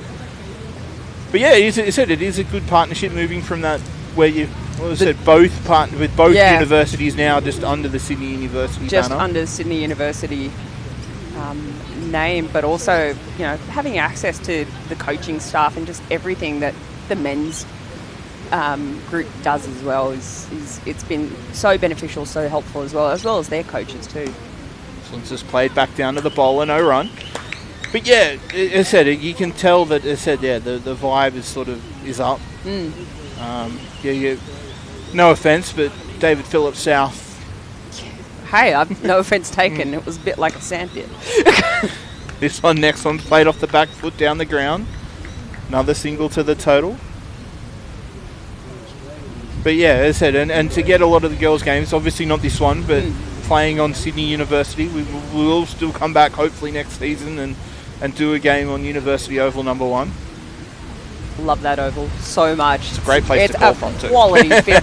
And they've redone a lot of the coverings because there was a seated area there and I walked past it the other day. Oh, this one's gone high in the air. Oh, the keeper comes around and takes the catch. It went really high, tried to sweep the leg spinner, but it goes high up off the top edge. Right idea from Zoe. It's been a magnificent innings, 56 off 45. Why change how you're playing now in the 16th over? 100%. But as I said, with still those 9 wickets in hand, it was the right thing to do. But a wonderful innings comes to a close. As I said, 56 off 45. Sydney University now 2 for 108 here at the end of 17 overs. The new batter, Frankie Nicklin, who said we saw feature for New South Wales at the Wacker during the week. So she comes in at number 4. Probably not used to a position she's used to coming in, Frankie. Honestly, I don't think. With 3 overs to go. I think she's generally used to coming in at about, first drop and very early on as well. But, hey, that's what happens with changing dynamics in a club and a team. But, you come in, you cop it, and you bat what you're told, and you do what you can with your abilities. So that is the end of the over there. Melilio finishes her 4 overs, 1 for 28. As Jade Allen will continue from that far end to call her 4th over to Downer. This one's played through the offside, through to the cover sweeper for a single. Frankie Nicklin now on strike to face her first delivery. And she has come so far as well. I remember first, really meeting her, and she was such a youngster as well. But again, great understanding of the game, knows her game as well. And just watching her develop and grow has been an absolute privilege too over the years. Well, both bowler and batter have been part of the Sixers setup. Nicklin first ball gets played to point, no run. But I said, you see her make her New South Wales play for New South Wales this year, make her Sixers debut this year as well, this season. Yep. As I said, maybe not gone exactly how she's wanted, but experience though would be top notch being around those players. Well, even then, just being around the squad as well allows you to gain valuable knowledge into various scenarios as to how you might perform and play certain circumstances that may arise too. But again, just being a part of the team helps because you feel like you're a part of it and you're a foundation, you're a building block. And if you are one of those players, you are going to be in and out, but your time will come when you're in and amongst the squad at a regular time. Well, Nicklin got off the mark going down the ground past the bowler. Next delivery though for Downer gets played off her pads down to the fielder. Down here sort of backward square leg is another single to the total. So Allen's been quite economical. Epically economical. Yeah, as said, English isn't working today very well for me as we're working out, but we try. Nicklin back on strike, goes down the pitch, can only find the fielder at short cover, no run. She's not going to die wondering. She knows that the deliveries are ticking down. Only 2 overs left after this one. She probably knows how Allen will go about her game as well, as they've been in amongst the academy squads, and as you said, Sixers New South Wales. So obviously you've faced her in the nets. Now it's time to show it. She here sweeps and sweeps hard, but they said there is the fielder down there in Maliglio at backward square. So she'll pick that one up. So another single. So Jade Allen finishes her 4 overs, none for 23. 2 overs left here at St Paul's. Sydney University 2 for 112 after 18. So it'll be interesting to see who's got overs left. I said the big 3 pacers still have overs to go. So we'll see, Georgia, who comes back on. But it might actually work in the favour for the... Possibly Murphy and possibly Pooley. Murdoch. Sorry, yeah. Yeah, the 2 openers... I knew it was an M, I just didn't know which one it was. As I said, the 2 openers did bowl well. Murdoch 1 for 17 off her 3. Pooley none for 13 off her 3 as well. So, as I said, might work in the batter's favours. A bit more pace on the ball. So that last sweep shot from Frankie Nicklin flew off the bat. So it was good field placement for Parramatta to have someone there on the boundary. As it will be Murdoch to come back for over number 19. And bit of mind games there. Nicklin was coming down the crease no matter what, but Murdoch stops herself in her bowling action. And don't you just hate when you don't count the run up properly and you're like, damn it. Well, I don't know Let's do it again. I don't know if that was a run up or she saw that Frankie was coming early. Nah, I think it was miscounted. Oh, that one's off the top edge and goes down for Parramatta. It was straight to that fielder there at backward point, but just couldn't stick in the hands as the effects mic takes a tumble. And I jumped. Wow. So a bit of breeze now starting to pick up here at St Paul's. Well, now if the ants talk, we're going to hear them. I said I'll be moving it in the halftime break as this next one gets whacked down the ground. Downer finds Murdoch in a follow through. It did look like it stung a little, didn't it? Yep. Nothing worse than a dead leg. I think they'll be happy with that though, Parramatta. They'll be, as I said, bowlers always cop one to save a run or two. Just to not have to run to go get it? Well, just to make my figures look better. Yeah, fair. Oh, that one again's hit hard. This one does beat the bowler though. But it'll only be a single as the fielder trots in from long on. I would like to see a little bit more urgency for the 19th over there, Georgia. It's all very trotting along. Laissez-faire. Yeah. So Take it as it comes. there's only a couple of balls left in the innings, but we'll just trot through for the single. I'll trot up from long on. As next one on strike, and this one goes over the offside. No one down there behind point. They'll get back for two quite easily. Good running there by Nicklin. I don't know what Frankie was told, but I think it was just swing that bat. Well, I don't know if you have to be told that with only about 8 deliveries left in the innings and there's still 8 wickets left in the shed. Okay. Sure, there's a few others there that would like to have a bat. Someone tells me they're not going to retire them to give them a go. No, I keep in this form as it's short and slashes away. Probably would want to go on the onside if had a turn again, but goes through to the keeper, no run.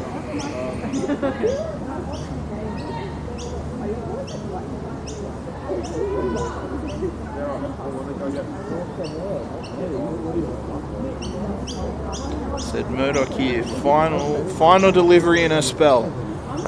Nicklin comes down and tries to go hard, gets the underneath edge, but fielded well by the keeper. So it's the end of Murdoch's 4 overs. Her spell finishes 1 for 21, and with 1 over left here at St Paul's, Sydney University 1 for 116. It's nice to see that the rain's held back as well after that little dash for the covers and then back off and then back. Don't worry, the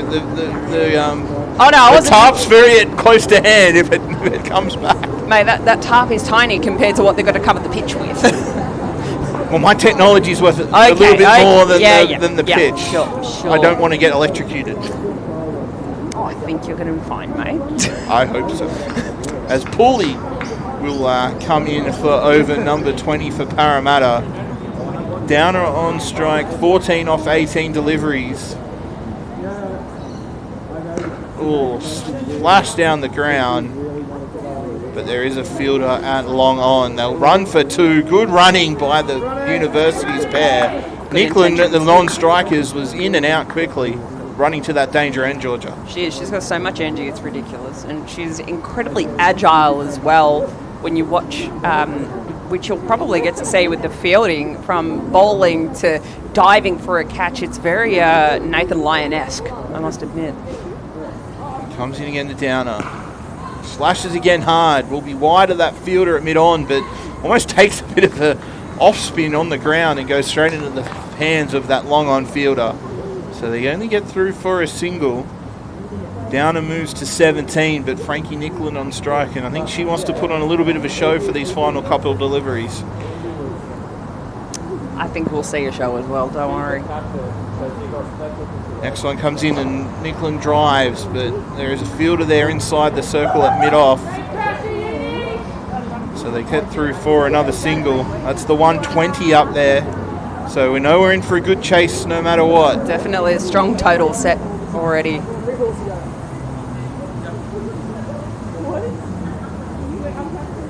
So 3 deliveries left in the innings. Downer on strike to Pooley. Comes in again. Bowled. Goes for the big hoik over the leg side, but it takes leg stump. The bail comes off. The end of Downer's innings, 17 off 21, and it's 3 for 120 here. 2 deliveries left in the Sydney University innings. as Jess Davidson now comes out with a very simple roll, 2 ball. I mean, it might actually be a very hard roll. I mean, I've never liked coming in with a couple of balls to go, especially being a tail ender. We'll just be swing hard, won't it? Well, that's generally my cricket game anyway. No, I need at least 30, 40 deliveries to get myself... to get your eye in? Yeah, okay. When you bat at 11, it is a bit difficult. Yeah. So it means he's taking the test match approach.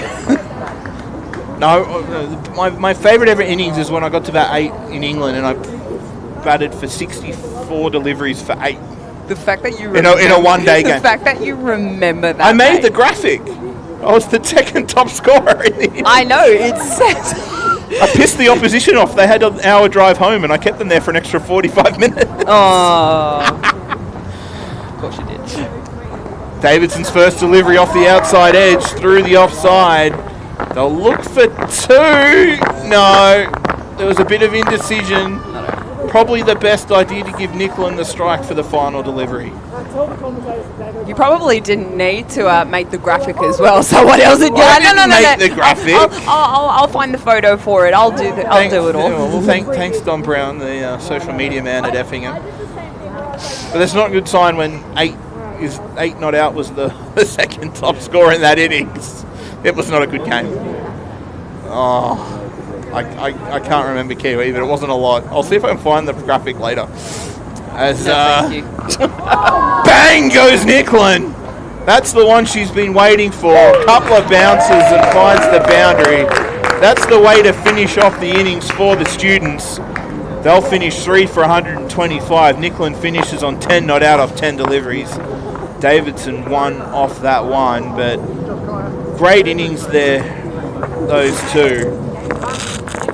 Certainly we'll go through the tail of the tape and we can hear Zoe Benjamin's ripping her Velcro off her pads. Good friend of the station is Zoe, but we will fix that effects mic in the innings break. But we'll go through the tail of the tape for you, and we'll get some thoughts from Kiwi Mick and Georgia before we take a little pause here at St. Paul's Oval. So that Sydney University batting innings, it was Isabella Zoe. She was the standout. 56 off 45, 4 sixes, 2 sixes, 6 fours and 2 sixes before she was out off the bowling of Maliglio. Cara Gibson, great. It was a great opening partnership between them before she was caught by Maliglio off the bowling of Zoe Murdoch. 27 off 44. Downer came in, had to go hard from the start before she was out bowled by Pooley in that final over. 17 off 21. Frankie Nicklin finishes 10 not out off 10 deliveries. Jess Davidson 1 off 1 delivery. There was 14 extras, including 9 wides. And the total, 3 for 125. The Parramatta bowling, Zoe Murdoch, 4 overs, 1 for 21. Grace Pooley, 1 for 22 off her 4. Alex Griffiths, none for 21 off 3. Maliglio, her 4 overs cost 28 with a wicket.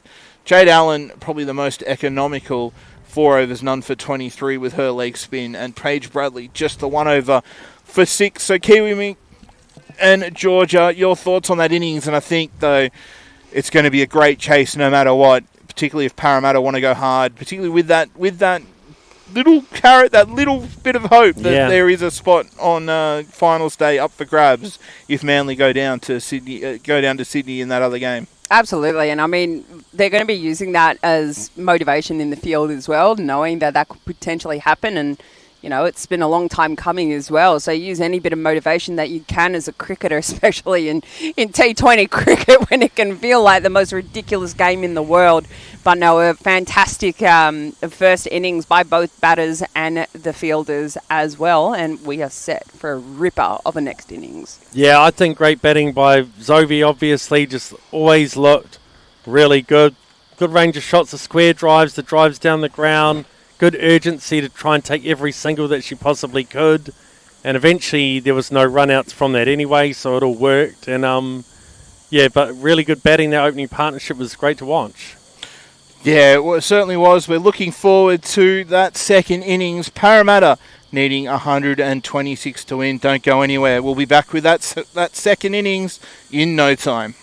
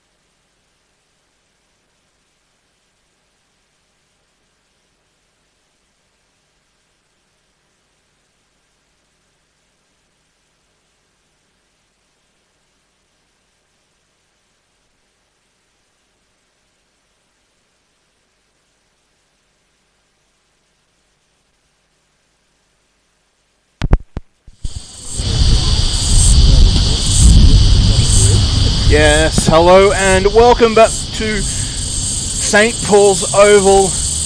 We're in the halftime break.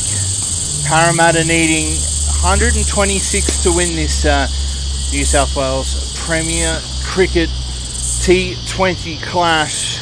As I said, both teams now out in the middle of the field, getting themselves warmed up and ready to go.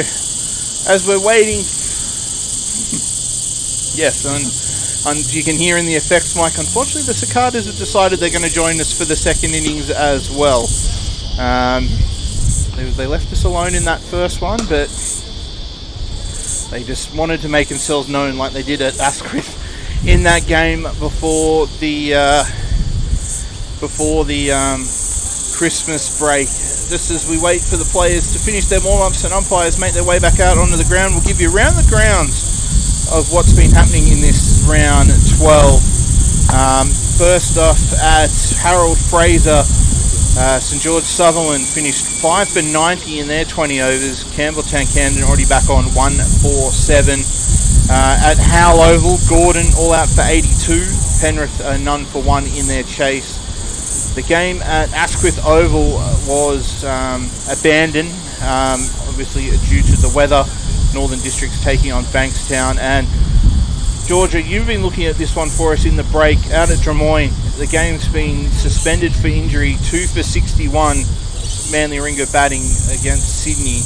Yeah, look, unfortunately, as we said, Manly is batting, so an injury has been sustained by a Tigers player, Sydney Tigers player. It does happen off screen as well. The paramedics were very quick on the scene, which leads me to believe that they may have already been on standby, or they may have been close by anyway, or around the area. But no urgency from them whatsoever when they got on the field. So I'm thinking a knee or an ankle or something like that, because again, concussion, head knock, there would be far more urgency to get there. And as long as they got the green whistle out there or something, yeah. if it was a knee or something in that regard. Well, it looks like the first aid that was administered, beforehand has obviously made the player comfortable while waiting for paramedics. So fantastic work nonetheless, but we will keep you updated as we are waiting. It looks like there may also be a bit of rain there now as well, because the covers were on the field from the coverage that I was seeing. Well, that's not good. Drummoyne's not that far away from here, but the sun's starting to peek out, so hopefully we'll be right and we won't need to get the tarp out again for both the field and for the broadcasting equipment. But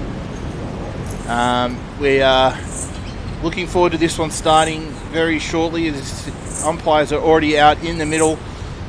Sydney Uni fielders are making their way out. It looks like it will be Claire Moore and Zoe Murdoch will be opening the batting for Parramatta. I said in chase of that 126 to win. And to take us through the first 5 overs, Kiwi Mick Reinish. Thank you very much, Matt Mears. Yes, so the target 126, which is a decent run chase, a competitive score. And Zoe Murdoch, who also opened the bowling, didn't she? Is that right? She did. Yeah, so yep. Opening the bowling and the batting. 2 paychecks, I hope, for that. We do it for the love here at Premier Cricket, mate. And Claire Moore, the captain, will be on strike.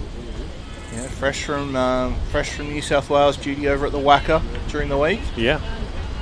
Sarah Bryan will be opening the bowling for Sydney University. Sarah Bryan. Mm-hmm. Well, here you go. We talked about keepers in the first innings. We've got the long sleeve for the keeper here for Sydney Uni, but number 100. Yeah. 3 digits.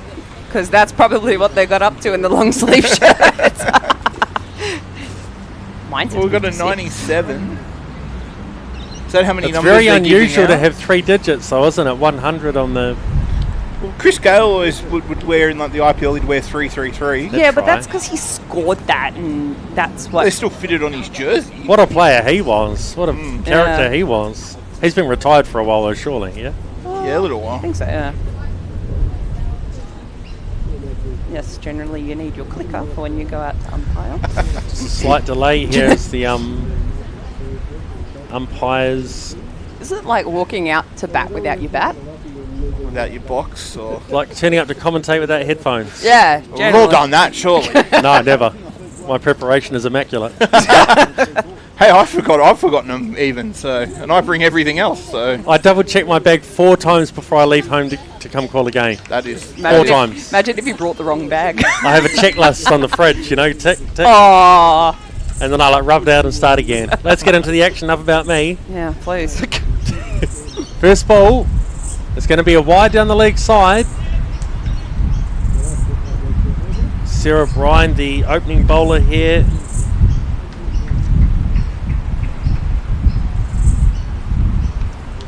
There's a lot of wind in that effect, Mike. Well, it's just picked up just as the first ball came in.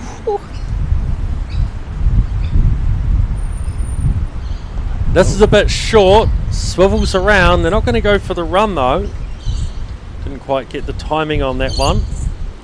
Claire Moore, the captain, of course, of this Parramatta side. Remembering the winner of this is a chance to be in that semi-final. And the finals day next Monday, of course, in 8 days' time at Drummoyne Oval. No ball, and there's going to be runs as well.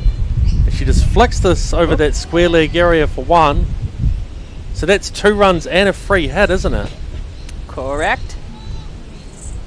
I tell you what, you're never going to wonder when Katie is umpire, because she is very quick to announce it as well, and very loudly, as you can tell. Yeah. But you do love that as a batter as well. I love hearing that because you Yeah, know 'cause you exactly. know You're what's like, right, going on. I'm Yeah, safe. yeah. I can swing that bat. It is very distracting for a bowler, though. So it's going to be Zoe Murdoch on strike now, right-handed batter.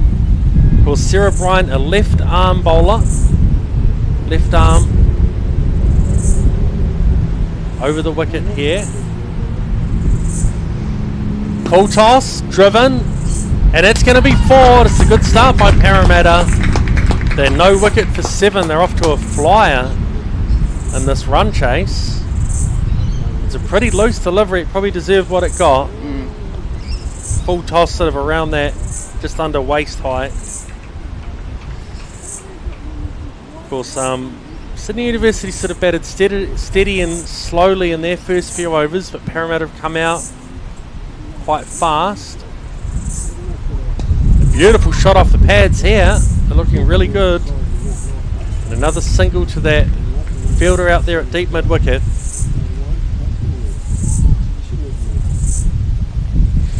Frog Box at the moment doesn't have the accurate score. It's actually got the score from the first innings still up. So we'll keep you updated with the score here on Triple H. So it was about the second over. It worked itself into life. Hopefully it'll do the same here. Oh, and this one's a cheeky little swivel round the corner. She missed that. It could have been LBW really, but no run. Claire Moore back on strike. Here goes Sarah Bryan again with these left armers. Sun coming up beautifully again here. And that's good technique as well, that defensive shot. No run. No wicket for 8 here in the first over the target, 126. And the carrot has been dangled, the winner of this. A possibility of being in the finals next Monday. We'll probably know that by the end of, we'll definitely know that in a couple of hours' time, the draw for that. Good shot here. Pulls this one to the fielder out at deep mid wicket. Good batting here, very positive. 1 over gone, no wicket for 9. Certainly, Parramatta has come out with their fast start. The fast start. They've set their intent and how they're going to do it. As we just watch, looks like Frankie Nicklin will be our other opening bowler. Yep, definitely Frankie. As she can tell by the movement as she comes in and sets her field. So a bit of spin. Spin. There's a lot of spin, actually. She can get a lot of turns sometimes. Yeah. But she knows how she likes the field, and, you know, bowler gets what they ask for. So here goes Frankie Nicklin now. And that's going to be a wide. No wicket for 10 here. With 1 over of legal deliveries completed. Oh! In fact, that's bowled. Clean bowl, top of off. Not really much of a celebration there, but it's taken the top of the stump. Frankie's very humble, I've come Yeah, to I tell you what, notice. a cool character. But it's just nicked that top of the stumps. Yep. And gone. So there we go. It's 1 for 10. Let's put it this way. If this was a test match with the technology that you have, and it was LBW, that probably would have been an umpire's call. That's how little the ball actually hit it, but still enough to dislodge the bail. So Sophie Luff is the new batter making her way to the wicket. And that's the key though. Of course, Sydney University, they batted through their first 10 overs or 12 overs without even losing a wicket. In fact, they only lost 3 wickets in their innings, which is a really low amount. So they could just easily work their way towards that target without panicking.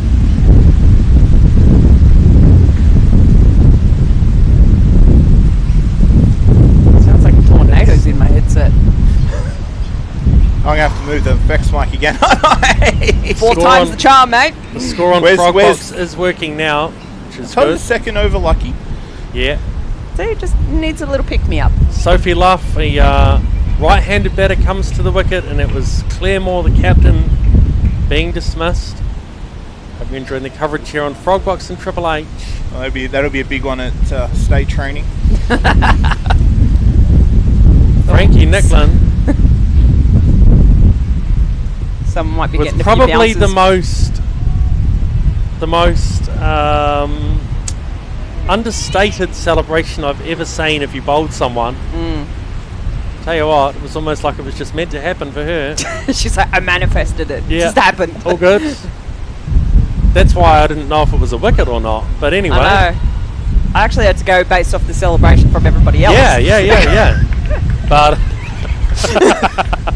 but anyway, it's another tight delivery here. She's just throwing it up there on a good length and not letting the batter have much room. There's Sophie Luff on strike. Again, she's just bowling on that leg stump line, Yep. not giving them any room outside the off stump. It's almost like the indoor cricket Yep. where you bowl that leg side line all the time, isn't it? So Yeah, they, absolutely. can't hit it down the ground.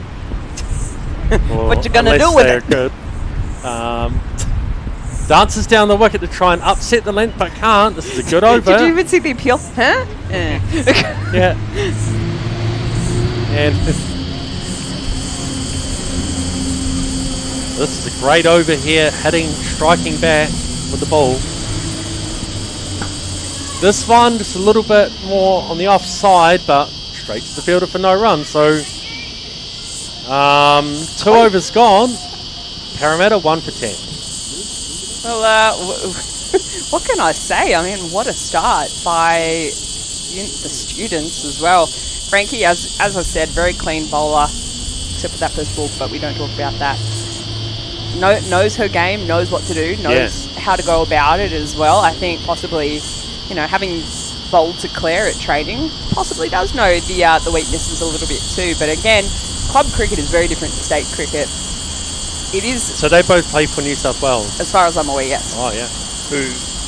Claire Moore Moore and Frankie Nicklin. They both played in the last game at the Wacker. Yep. Yeah. And this is a bit of a loose one. Puts it away for 1 down to deep square leg. Don't worry, Erica James has something to say about that. She pegs it in. On strike there was Zoe Murdoch, who opens up the bowling and the batting. Continuing the bowling is Sarah Bryan. These left armers. Interesting match here. It's almost kind of like a sudden death semi-final where The loser packs up the bags. The winner is at least a chance of being in. Bit like those men's Big Bash games last night, but there's all different possibilities going on. I was going to say, like the eliminator, whatever they're calling them. I don't even know anymore. And this is a nicely run single. Well backed up. Tucks it off the pads. It's been pretty good running between the wickets today as well. They're backing themselves to take on the fielders. Yep. And Zoe Murdoch back on strike here. Doesn't touch the back to the ground.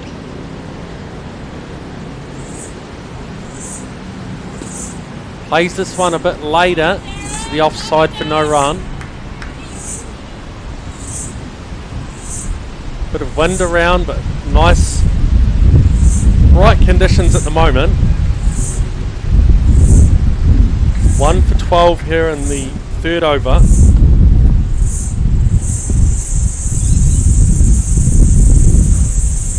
And she's gone for this one. They might have a chance of 2 here. They certainly will. Pretty much hit to that cow corner area. It was a very short delivery. I think that is either Shay Hartwell or Kaya Martin out on the boundary down there. 1 for 14. The target 126. And even though there was a rain interruption for about 15 minutes, we haven't lost any overs. That was in the first innings, of course. That's a big full toss. Hit into that cover area for no run. Umpire's happy with it. Yeah, it was 50-50 on the no ball, that one. Pretty close. But you go from the stance as well. And also if they go down the wicket as well. Move down the wicket, how they're standing in their initial setup. Yeah. This one just sliced away to point. No run again though.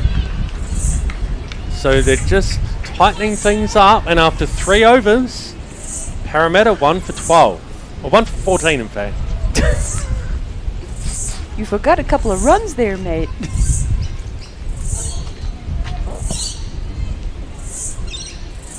It's nice to see the sun out, especially with the gloomy weather that Sydney's had for the past, 2 weeks? Yeah, even yesterday was pretty average day, wasn't it? So gross. A lot of rain overnight the last sort of week as well, different days, but here goes Nicklin again. Cool as a cucumber with her bowling and her approach to it. And this one dancing down the wicket. Sophie Luff there, just trying to upset that length of Frankie Nicklin. Gets the single.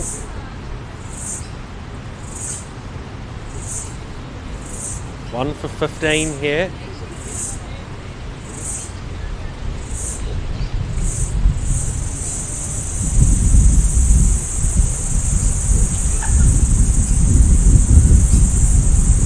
No doubt Frankie's already got a game plan, knows what to do. Yeah. And again, that sort of leg stump line, trying to tie up the batter. Murdoch is 8 off 8. Luff is 2 off 7. Here goes Nicklin again. Bit straighter. They'll take on the fielder here and they'll get home. Bit of a fumble in the field. They'll pick up the 1. Very interesting match here with a lot on the line. Possibility of that spot in the finals day next week for the winner. Again going down the wicket, but the bowler's got this one covered.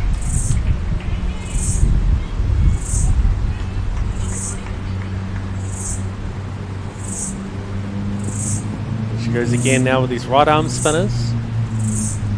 Oh, and this is a good shot this time. That's going to go for 4. Yep. It rolls into the boundary there in that long on section of the field.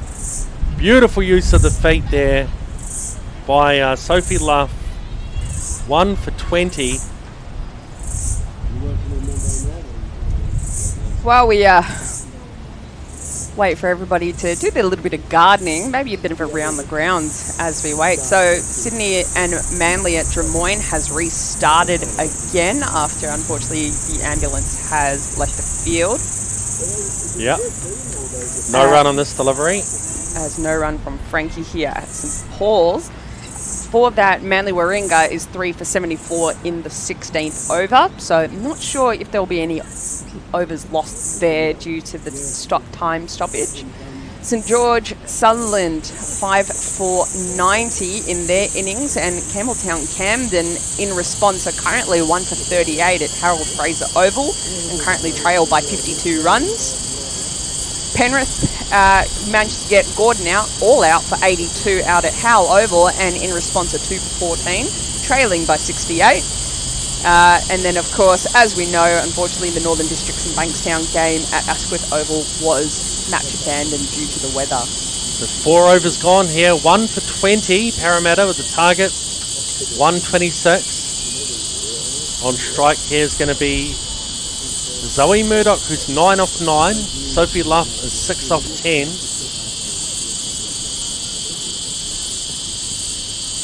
As this delivery flicked around the corner for no run. Into the attack now is Nadia Cavallo with some right arm medium pace.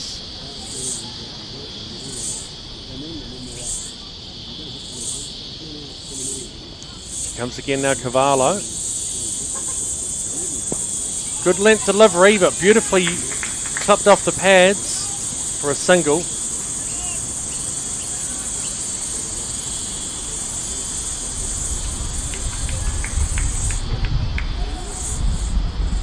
Possibly have a little more aggression within the field setting as well. It's looking very defensive at the moment. Oh, this is a nice little shot off the pads. The leg glance. And they'll pick up pretty comfortable 2 runs. Do you think, Georgia, that's because of the total? If they were maybe defending a 90 or something like that, they'd be a bit more aggressive with their field placings, knowing that they've got a little bit more to play with. They can be like, well, we'll stop the boundaries, but we don't mind giving away a single or 2. I think in particular as well with the spin and turn in the pitch, it may just be trying to contain the seam movement to start with as well. So at least allowing that, not knowing how much it's going to seam and swing. But I mean, it may very well change as we see the, batters become more confident or at least more set up within their innings. So again, Cavallo bowls. And this is nicely driven there through the covers, but there is a fielder out on the fence. It was Murdoch again with that drive through the covers, slicing it. As they get it to pretty much needing about 100 to win here, with pretty much 15 overs left. And it's going to be Cavallo to bowl again. Just defends this back to the bowler. And after 5 overs, Parramatta 1 for 25. Over to you, Matt Mears. Thanks, Kiwi Mick. Hear more from you later in the innings, I am sure. Unless you get lost on the way to the tuck shop or something. I was going to say, only if there's like a half century that he really wants to call. Surely the Sydney Oval main ground's not far away. Surely the canteen will be open there. Stitched up as Go have a walk. It's just over there. Go on, mate, have a walk. I mean, there's food across the road as well. I know that one. Yeah, we had a nice drive through. He sounded excited by that. I know there's a cafe down the road somewhere. Yeah. From my uni days. We had a nice little drive through here on the way to the ground because of Satnav not wanting to play ball on the way here. I love how you talk up technology so much and then are so quick to talk it down. Well, we love technology that helps us broadcast the cricket, but when the technology doesn't work to get us to the ground. You still got here, did you not? We did get here, yes. Exactly, yes. Did get here, as we're going to have some leg spin by the look of it coming on from our broadcast end. Number 11? Yeah, Artemis Downer, your new best friend from Middlesex. Just because I knew one badge. Wrong side of the river, but that's fine. I wouldn't even know that. Well, Middlesex play at Lords. Did they? Oh, okay, cool. Down the first delivery. Oh, okay. Full toss. Oh, Some interesting fielding there, coming right in, but again, going over the head. Seen that a couple of times here today. But it is called no ball for above the waist. Above everything. Yeah. We've seen that. We Head, saw that in shoulders, the other knees and innings as well. toes. We saw that in the other innings as well. That came running in and then going over the top. Although there was a fielding change in Isabella Zovi, our half centurion, coming in. Maybe didn't quite, know what the ball was going to play like. Yeah, possibly, as this one's just pushed out again there to the leg side for a single. Yeah, I know, like it can be hard to pick up off the bat, but... Well, I must admit, when you run onto a field and you say, where were you fielding, they give you directions, you're like, okay, but on the rope, like, in 3/4, one, like, you got to be a little more specific than that. Yeah, I always have been taught, if you never let the ball bounce before it goes for... if a ball goes over your head and it goes for 4, that is, like, That's not you. good. That's on you, yeah. Yeah, so there's the next delivery, almost double bouncer there, as it's played down the wicket for another single fielded by Long On. Yeah, that was always what I was taught. Yeah. I said, you'd rather the ball bounce in front of you than it go over your head and go for 4. If it goes over your head and goes for 6, well, it's 6. Well, that's a different story. Yeah, but if it goes right over your head and it bounces, then yeah, obviously you've Almost done... like consider yourself defeated. Like Yes. that was on you. Oh, this could be another no ball. I think it's gone over the fielder's I think head. they called 6. Yep. They've called 6 on that one. We'll give that one a pass, but not called no ball. I thought it was up near that waist. Oh, they're questioning it. Although the square leg umpire's not actually looking. That helps. Yeah, well, It does help if you are they're watching looking. the ball retrieval, so I think they're questioning it. No? Okay. Evidently not. No ball.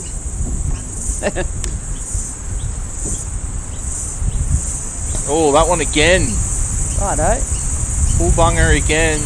They look for 2, but it is fielded. We'll wait for a signal. I can tell you something. We're certainly not going to have the Melbourne Renegades issue of running in the danger zone. That was hilarious to watch. I don't think Josh Brown was expected to have to bowl that much. I don't think Will Sutherland found it hilarious in the slightest, but still. Oh, comes down the wicket and short cover. It goes in, it goes out. Close in fielding there. Jess Davidson. Jess Davidson, number 32. She's up maybe 15 metres from the bat, but it's in and out in the same instance. Chance goes begging for the students. Next one comes in again. That was nicely That was bowled. a nice little dab around the corner. Yeah, nicely bowled by Downer. Not a full bunger again. But they'll come back for 2. The big dive comes out. But I think she was well and truly in. The ball came in on the bounce. Yeah. The ball came in on the bounce and slowed up a lot. Yeah. Which let her get in. You probably didn't quite need the dive, but we love the theatrics. Hey. When you're on Frog It Box, looks good. You got it. When you're on Frog Box 10 out of 10. and on Triple H 100.1 FM, you need to be putting in the work. We need to call something entertaining, surely. Next delivery, bit short. Doesn't bounce a lot. It's in the gap there on the leg side, but Tell you what, the boundary fielders are running from Sydney to Melbourne. it's well fielded by Zoe, gets it in. So a long over there from Downer ends up costing her in the high teens. I'm waiting for the score to I was like, are update. you just slowly adding them up, or what are you doing? I'm waiting for the score to update. Bit of a lag between It's lagged a little bit. This damn score is... Oh, yeah, okay. Well, she finishes none for blame the scorers 17 now. off her first over, and it's 1 for 42 off 6 Parramatta. 126 is their target to take home the points from this one. Look, Sydney University, any complaints from Mearsey, just send them to me, please. I'll deal with it. Need a bit of fuel for the fire. Thanks. Cavallaro continuing for her second over. None for 5 off her first. Getting some gesturing from the batters. Not quite sure that one. It was a good ball. No balls or anything like that, but as I said, it was a good first over from the right arm medium pacer.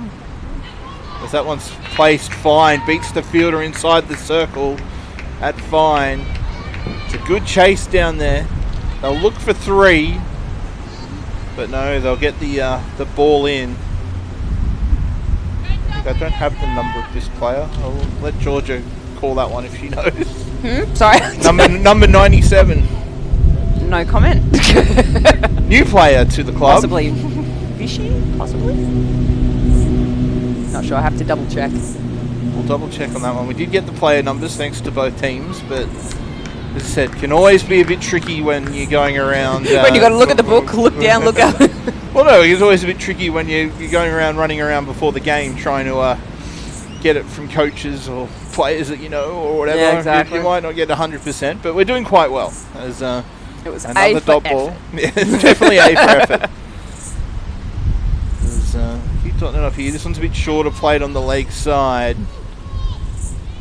So fielder charges in Erica James. But that is only a single. Won't take 2 on that arm. Absolutely not, because if it doesn't hit the stumps, it will probably hit you, and it's gonna hurt. It's going to hurt. It's so precise, it's gonna hurt. We wait for the bowler. Oh, nicely played on the onside. No one at mid-wicket. So they're able to get through for 1 before Franklin Nicholin does the fielding coming up from mid-on. It's weird, you don't normally see if there's no one on the leg side that... Like if there's someone inside the circle, generally they're at mid-wicket, not mid-on. So unusual. There is 2 fielders back sweeping on that leg side. Well, just very confident with the placement of the ball. I mean, I haven't seen too many down that side from Nadia. We've seen the nice defensive shot to finish the over. That's how they should be playing Love T20. a defence. That's how they should be playing a T20. In T20s, we go for average. But only 4 off that one for the students. Chaliaro, none for 9 off her 2, and it is 1 for 46. So which one of us after is 7? Which one of us is going to get a phone call that Kiwi Mix gotten lost? You have to call the end of the game. I thought, this is what we've been looking forward to. Anthony Caruso will be getting excited somewhere as Zoe Benjamin's got the ball in hand. The pocket rocket out to play. Should have gotten the mic on it. If they make it to finals, they will make it happen. Yes. Does she want to wear a big set of headphones though as she's in the field with the wireless? We can tape them to her. It's fine. Just the sticky tape around their head. Hey, have we not seen how police officers do wires? We'll just cling wrap it. It's fine. Like, what could go wrong? What could go wrong? Can't hear anything else other than us. Can't hear anything else other than us gibbering in her ear. Yeah, I know, right? Benjamin first delivery on leg stump gets turned away for a single. Said long time player, first for universities, now for Sydney Uni. Came through the Brewers ranks as well. Was one of the very well known players from the Brewers squad who actually went unbeaten for a number of seasons, and I think they got opposition out for like 23 runs. Wow. Like, yeah, it was very competitive. Well, when you got like some Matty Darks, Stella Campbell, say no more. Hey, he's back! He found us again. He found a packet of chips. Nice work there from Kiwi. His next delivery beats the fielder at point. They pick up a couple. He has his sustenance. He's good. Short again, but doesn't get up. The fielder in short there at covers, copping a peppering as they jog through for a single. Just generally does if she's in close.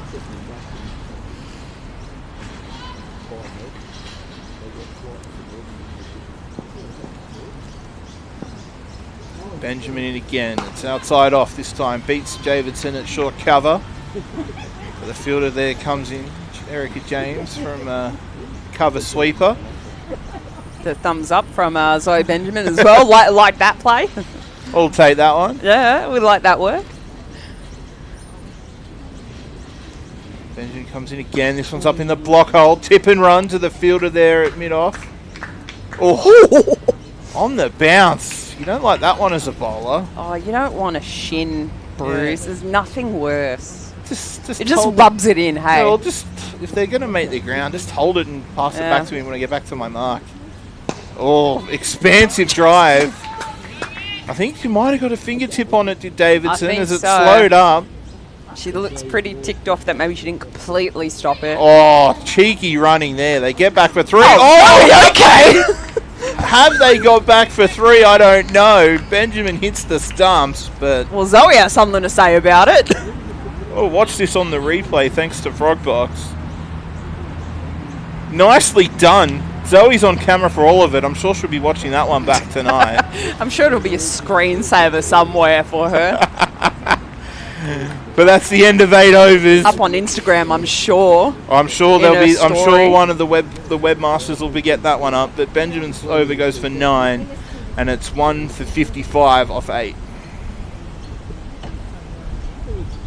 Our trusty researcher in Shane Evans has said, "Go the pocket rocket." Yes, we know. Thank you.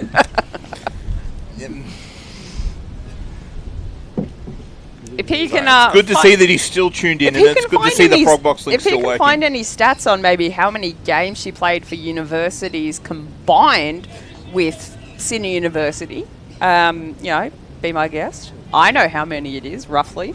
Well, that's the shame with the new system, is that it's supposed to all be combined, but it's not yet. Well, but we also have the added that we're now Sydney University players. We're not universities. So again, our numbers start all over again. Some leg spin into the attack. Pounded down the ground. Only a single though. But I do like Sydney University have included us with their tradition of, if you make your first grade debut, you receive your baggy blue and yellow cap as well, and you receive your playing number for the club as well, which is a fantastic little tradition to keep going. Oh, this one's played on the offside. They're running for everything. But they get through quite comfortably. Yeah, it is Tip good. And run. It is good. So, so is it more of a ceremonial baggie, or do they wear it in the longer form? It's the well, I know the men do. They'll wear it in, when they wear their complete whites. Obviously, women's, the longest form we play is a one-dayer. I don't think so, because there are requirements that Cricket New South Wales does ask for hats. Yeah, well, we'll get back. Yeah, that one goes over the top, over a wide, long off for 4, dancing down the wicket. I feel like you have to have so much of a peak or something, or those sort of things, or something like that, as far as I'm aware. Yeah, but I mean, T20, you probably wouldn't wear a baggie. It's a standard cap anyway. Yeah, it comes down the ground again, but only finds the fielder at long on for a single. Yeah, but as I said, it's still something that, even if it is, it's still something to have on the trophy shelf at home. It's the tradition that Sydney University has had for so many years, and to include us in it as well is sensational and awesome to keep it going. Yeah, that one comes down the wicket again, through the gap. The fielder's trying to come around from cover, gets there just. Ooh, what a nine! They still get through for a few. Yeah, it's always good that you can have those traditions, I feel. It always makes... It makes you feel like you belong. Like absolutely. You feel a part of it. Like if you said, yep, you're coming aboard, you wear the shirts, but we're not going to include you on this. That would suck. That would hurt. But that would hurt. When you're 100% in, it is good to see. Oh... Maybe came down a little bit too far down the wicket, comes off the pad. I think a little bit too soon as well. The ball hadn't quite pitched yet, or was like in that very awkward time of, it's about to pitch, but not quite, so. Yeah, well, it's the only dot ball over. That over goes for 9. And 1 for 64 after 9. That target, 126 for Parramatta. As I said, still that faint hope that if they can get that result at Drummoyne to go their way, if they can get some bonus points, that there is that faint hope of being able to feature on finals day at Drummoyne Oval, which Benjamin to continue. You're excited about? Well, we'll get back to it as Zoe's back into the attack. Gets pushed around the corner for a single. But I like it because it's at Drummoyne as well as North Sydney is seen like as one of the homes of women cricket. We saw the Thunder playing some of their WBBL games there throughout the summer, and probably North Sydney's had a lot of traffic on it, so that probably wasn't able to be available for a day like this. But to get out of Cricket Central into somewhere like Drummoyne, I think is a good thing for a day like this. It's a nice atmosphere as well. It's quite a central location in terms of where you can sit, because there's a variety of places you can sit. You don't have to just sit. not on that grandstand, because that's what we need to set up. No, but around the ground. But Cricket Central was very much a one section of the field was where people were sitting, because I think they are working on some. They are working on some crowd seating. Yeah. I think they are doing some work there. We will be out there later in the year. Well, we'll find out. we will report back. We will be out there later in the year for the one-day final for women. I believe that match will be at Cricket Central, as next delivery from Benjamin just played back down the wicket. She fields in a follow-through, no run. But I believe, I think that's stage 2, is there'll be some more seating out there as they want to hold more. Well, they said, I think, the Australia A England Lions game's out there. Yeah, I think so. Well fielded. That is fielded very well by Downer at point, but they do pick up another single. Yeah, I believe the Australia A England Lions game's out there. So that'd be quite interesting, particularly with some of the names that are in that Australia A team. I mean, someone was starstruck out at Cricket Central when Sam Constas was there, because got out of the car so quickly to say, I forgot to put the handbrake on, and unfortunately the car hit another one. No one was injured, just one of those very awkward moments. You gotta love that there's cameras everywhere now. Oh, I love it.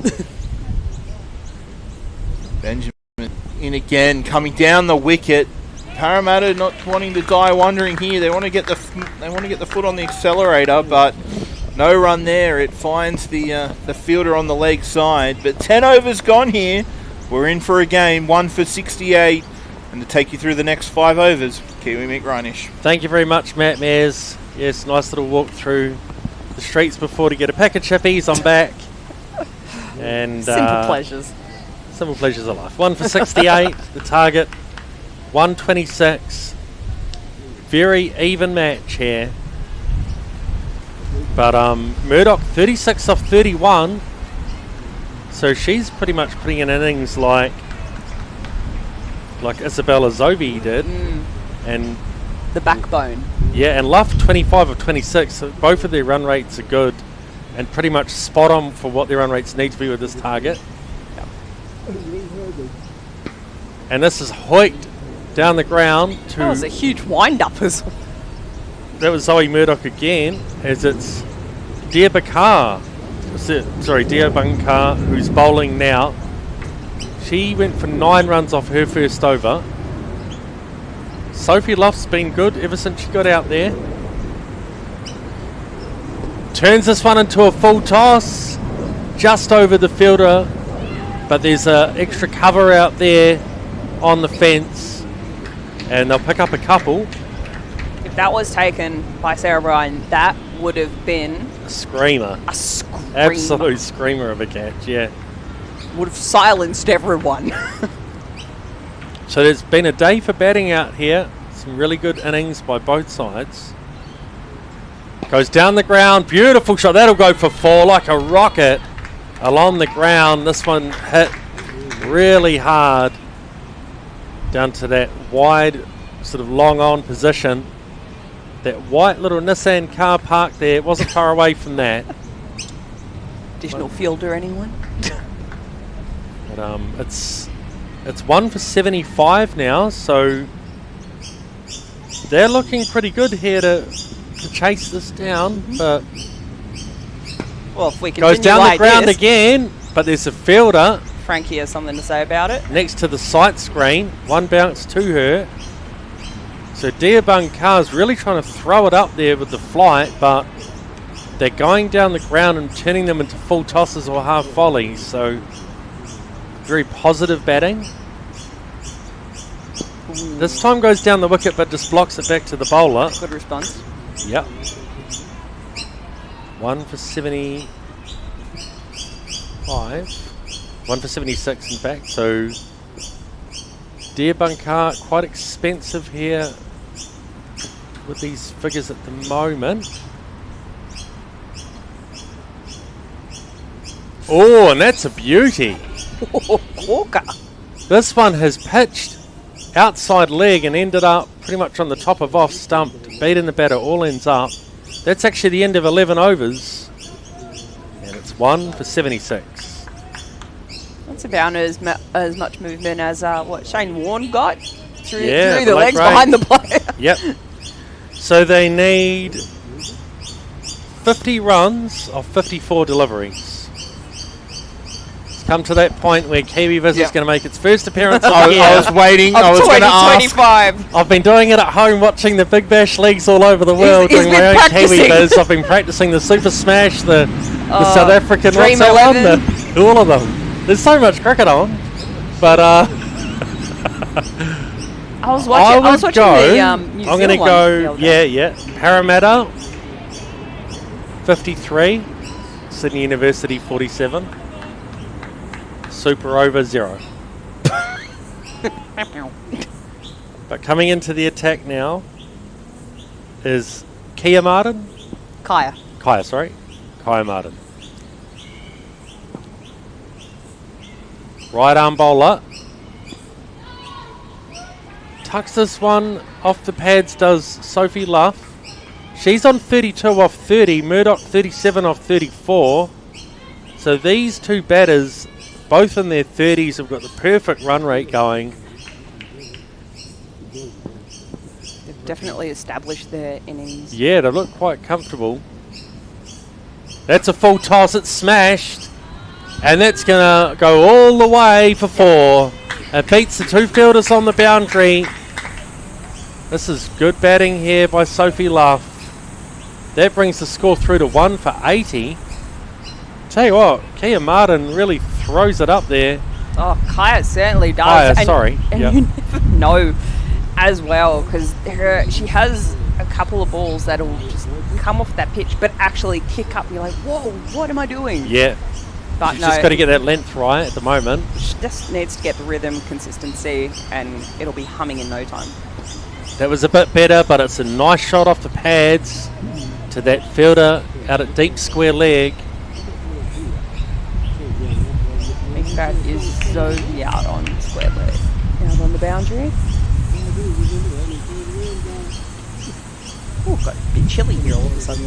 Yeah, so nice day for cricket. We had a slight rain interruption, but overall, all good. That's a good length delivery, this one. Yeah. It's pushed into the offside for no run. So Murdoch is 37 off 35, Luff 37 off 32.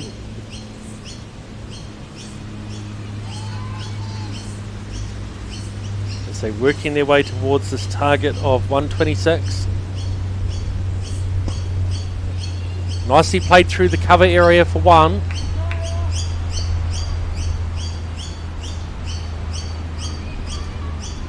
Back on strike is Sophie Luff now. Hope you're enjoying the coverage here on Frogbox and Triple H. So here goes Martin again.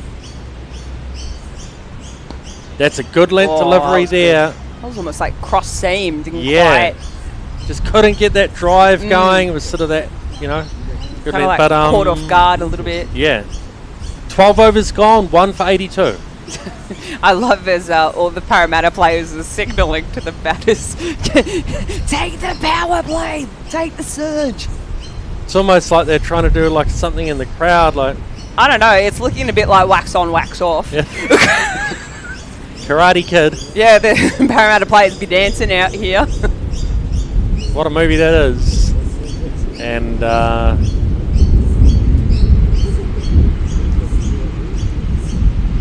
they need 44 off 48 deliveries. Frankie coming back in the bowl by the looks of it. I Yep. think. Could be wrong.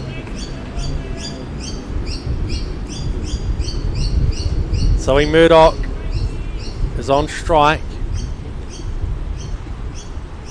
It's been a Nice, beautiful afternoon out here at the moment. As the clouds sort of spread out and the sun's come through. Cricket weather. Yeah. Absolutely.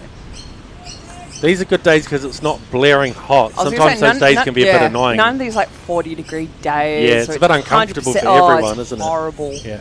It's gross. And that's a great delivery by Nicklin. Straight through, and it bowls middle stump. That's a key wicket here. Maybe it could just turn the momentum a bit again. Again, a pretty composed celebration by the bowler. As that just snuck through. And that's a danger batter there, and Murdoch gone. But a very good innings of 38. I love all the drinks being run out, and then, oh look, we're all wearing sandals and slides and flip-flops.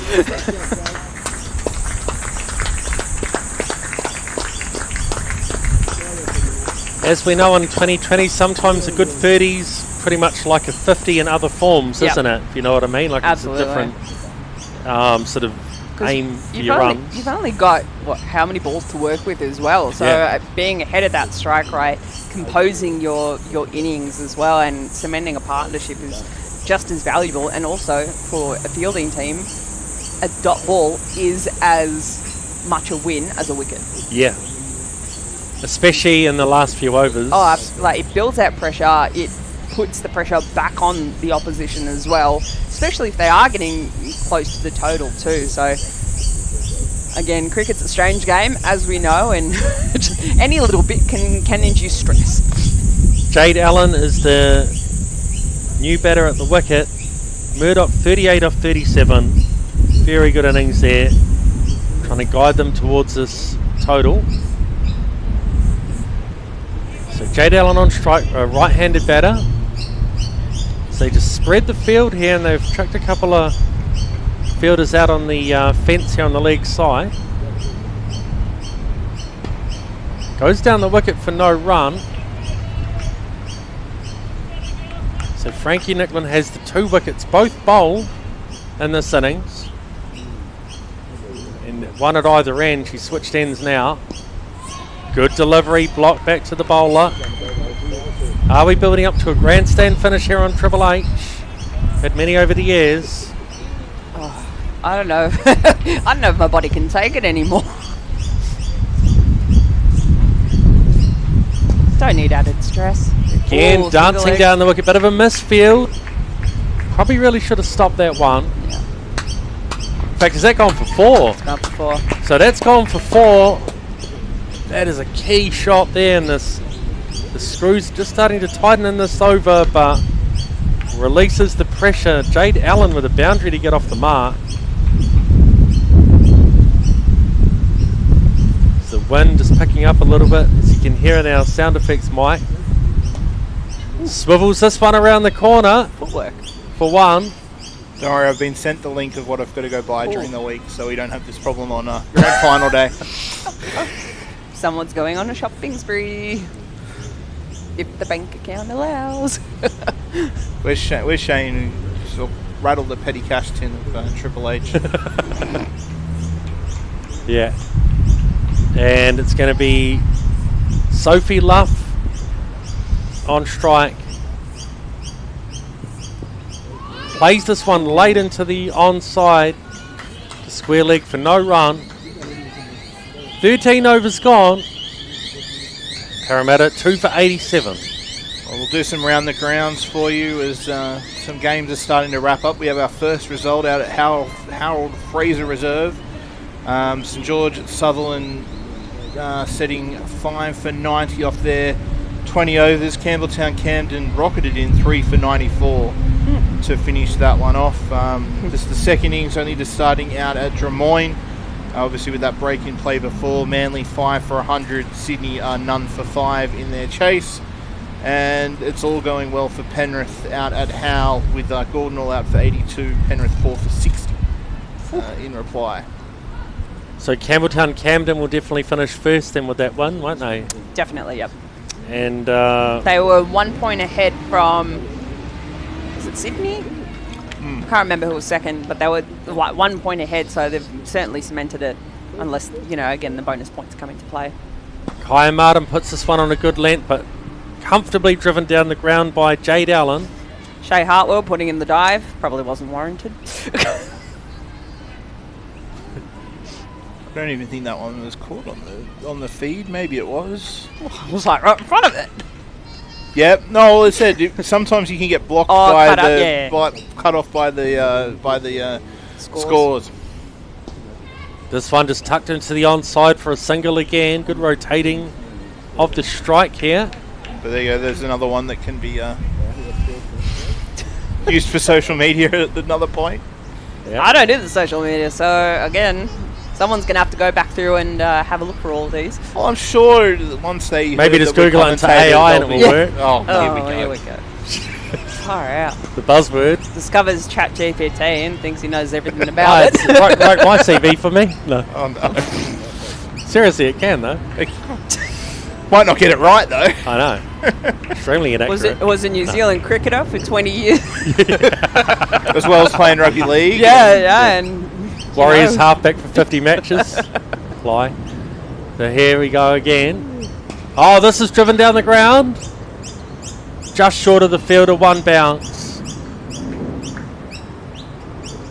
Well, you either stop it or if you go for the dive, you possibly lose your front teeth. Yeah. Sophie Luff here, 38 off 35. Is she going to guide this side home with a 50? Here goes Martin again.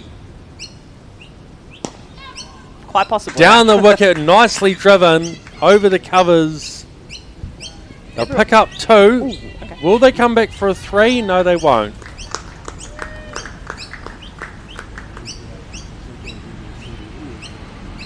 That moves the score through to 2 for 92. Here in the 14th over.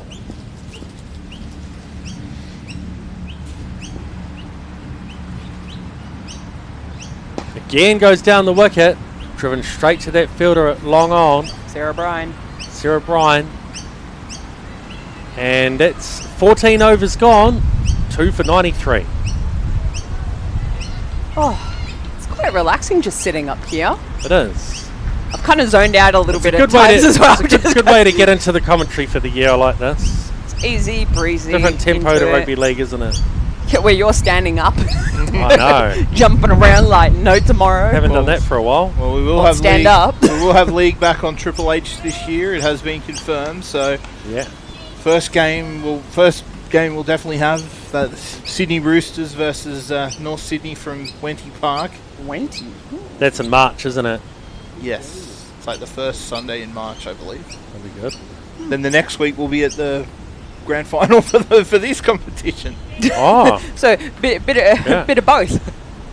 So yeah, we'll go from league to cricket back to league. Yeah. Hop, skip, and a jump. So it's going to be Cavallo.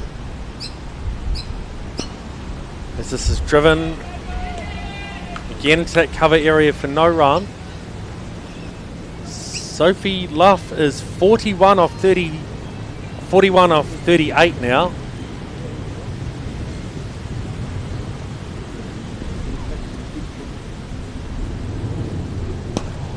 Goes down the ground, beats the fielder. Will that roll away for 4? Not so. quite. She's got something to it. As they do the relay down there on the boundary, the 2 fielders to get the throw in. Who do you think the other one is? Sarah Bryan, Nah. Zoe Benjamin, Yeah. a friend of Triple H. 2 for 95.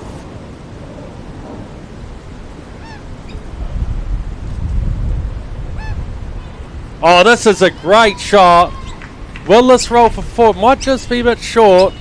They're going to get a definite 2. Orthodox sweep shot. Sophie Luff out there's looked very good with the batting. 2 for 97. So they need 20. All the birds are crowding around them. 29 runs off 33 deliveries as the birds make a nest around our microphone down there. They must think it's their child. It's almost like the Discovery show. David Attenborough. I was gonna do the boys, but maybe I won't. No. Oh, I can do the boys. 2 for 98 here. This is the fun of, no broadcast boxes needed. I'm going to need some help carrying everything Natural in the car, habitat. Out in the natural habitat. Yeah, it sounded like him. Thank you. Full toss. Smashed into that cow corner area. And again, they get 2. Winviz. Kiwi Viz, isn't it? Kiwi Viz, I'm going to go Parramatta 63, Sydney University 37. Just... I love how I just did the maths in my head. I'm like, does that add up? Yeah, it does. Yeah. I don't know. That's what calculators are for. Again, driving this along the ground. Oh, In fact, they're going to pick up a couple, a little bit lazy out in the outfield there with that fielding. And at the end of 15 overs, 2 for 102. Over to you, Matt Mears. Thanks, Kiwi Mick. Final 5 overs. I said Parramatta look to be in that box seat, but anything can happen. So we'll have to keep an eye on that game at Drummoyne. But looking forward to that finals day in 8 days' time on that Australia Day public holiday. There'll be some great players in action. They said no New South Wales duties until the week after, so you would think that it said full squads for sure. Yeah. Well, said you'd have Lauren Cheadle, Sarah Coit for Campbelltown Camden. Yep. As Martin continues, short ball but finds long on for a single. And then St George, Sutherland with the likes of Talia Wilson, obviously the New South Wales keeper, played in the Governor General's game, I believe, as well. Yep. As Martin comes in for her second delivery of the over, played through the offside, finds the sweeper at cover. And then you got Sydney, but they'll have Sammy Joe, of course, but I think Maitland Brown's playing in the Super Smash. Yeah, I think she's currently busy at so the moment. We might not see her on, I don't know how long she's over there for, but we might not see her back for finals day. And then if Manly take that 4th spot, well, they have about 3 or 4 New South Wales players. We don't have enough time to cover all their state players. So, having to get a move on there, but makes it home. Well, said, well, you look Georgia Adams, Yep. Hannah Darlington, Annika Leroy. Ebony Hoskin. Yeah, in the squad. Great interview with her we had when we at Manly Oval. She was gracious enough to give us some of her time. Lauren Kua as well. Yeah, she was in that squad for the Wacker as that punched down the ground. And Hartwell there at long off doing the fielding. Tell you what, she bowls as fast as she throws as well. It hurts and the bruise is still forming on my leg. And it was spin. Yeah. I was like, are you kidding? Yeah. Sam Bates as well for Manly. Yes, true. So yeah, there's going to be some players in action on that game, and as I said, it is. It's like the second 11 for New South Wales will be playing almost. Yeah, but as I said, it is good that they'll all be available for a day like that. As the next one goes down the ground. Oh, almost a collision in front of the side screen, but they get it done. Please no Bancroft Sam's axe, no, please. we don't need to see that. Steve Waugh Gillespie. That's the true. one from back in the day in Sri Lanka. I wouldn't want that to happen over there. But yeah, as I said, it'll be great to see all the players that will be out on display. Oh, meets it on the full toss, but again, just the single. Oh, will there be a second? No. Well cleared up there. But yeah, as I said, we look forward to being there. That is the end of 16 overs, 2 for 108, chasing 126 Parramatta. But yeah, as I said, it'd be a good one. Just as long as we don't have a repeat of a couple of years ago with Phoebe Litchfield getting commentator cursed by Shane Evans on 99. So, Shane, mouth shut, mate. Well, he's going to be the roving reporter, so that's going to be interesting. I know, but it was like just as you said it as well that it happened. Although Phoebe's representing Australia, so that's not going to happen. Well, who's he going to get? Darlington. Well, just, yeah.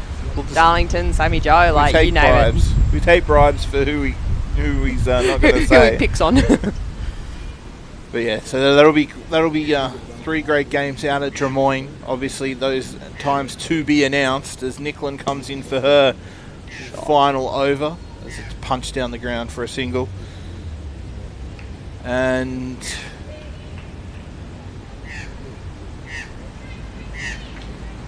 that should see Luff now on strike on 49. So it's been a good innings by her. She's not going to worry that she's on 49. She's just going to go down the ground. Zoe Benjamin fields it there, but you hear the applause for a great innings.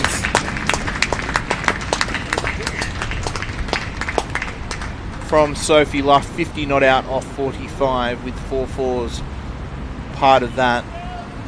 Coming in at number 3 after that early wicket of Claire Moore. Now they just need to get the job done again. They're trying to go hard here, Parramatta. But again, just a single.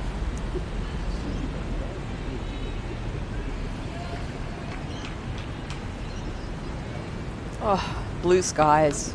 Love it. Sun. A little bit. The sun is out, which is nice. Blue sky, it's more than it was before. As it goes around the corner and is fielded by Sarah O'Brien. At short fine for a dot ball.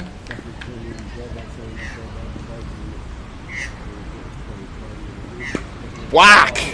She's got somewhere to be, honestly. I think so. Either that or she's aiming for the car, I'm telling you. Yeah, that is a weirdly placed car there at wide Long On. But it did miss it, thankfully, and it rockets over mid-wicket's head and goes for 4. They're really starting to tick this run rate along now. I'd say that in the 11 for victory. I'd say that car probably belongs to someone who lives in one of the colleges here who probably wasn't aware that there was going to be a cricket game occurring.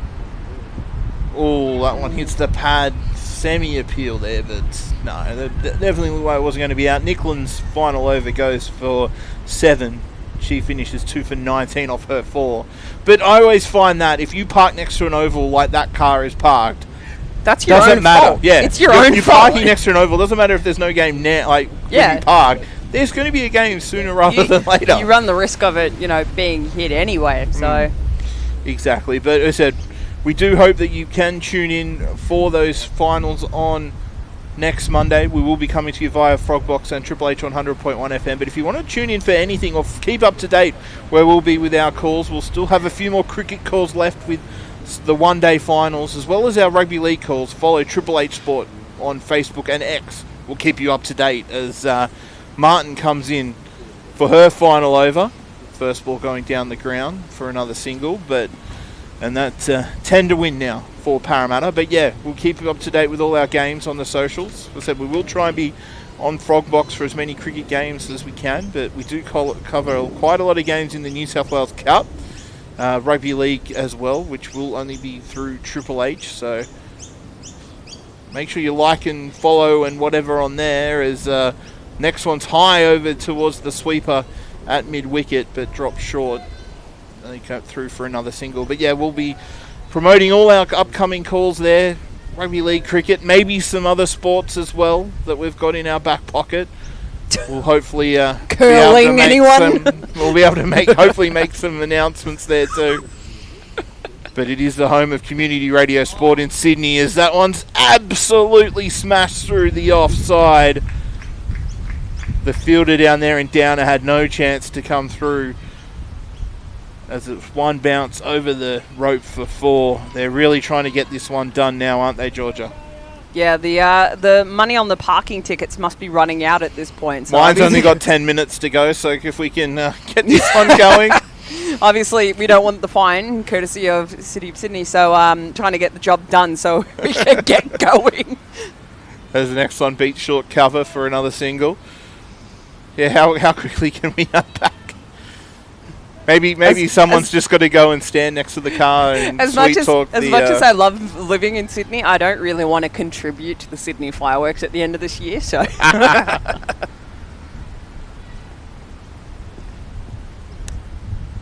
yeah, wait for the stumps to get put back. Where did they go? It's only 4 to win. Probably could have been alright. They tried to do it in one shot, but gets the inside edge. It's generally what happens. Unless you're Ben Dorcius or something, and then it actually does come off. Oh, some big big sixes he's hit. Dude, Kiwi Mick saying Kiwi Mick with his striking at Mossman Oval. Yeah, on a rainy Saturday, had a chat with him. As you do. As it looks like we might be. And I think the game's over. And that's it. We'll get to your story in a minute, Kiwi, as the last ball is hit for 4. What a segue that was. Yeah, I know, just joking. Right? And that should be game. Do we want to check the scorebook? Make sure it's up. No, I think we I'm going by accurate, the technology in it, saying that we got there. Sometimes he trusts it, sometimes he doesn't. So, Parramatta getting the job done with 8 wickets in hand and 2 overs to spare. They'll take home the chocolates here from St Paul's Oval, but a great game. They did it pretty comfortably, didn't they? They had 2 overs left. You know. Yeah, I think they did well. As I said, a bit of a.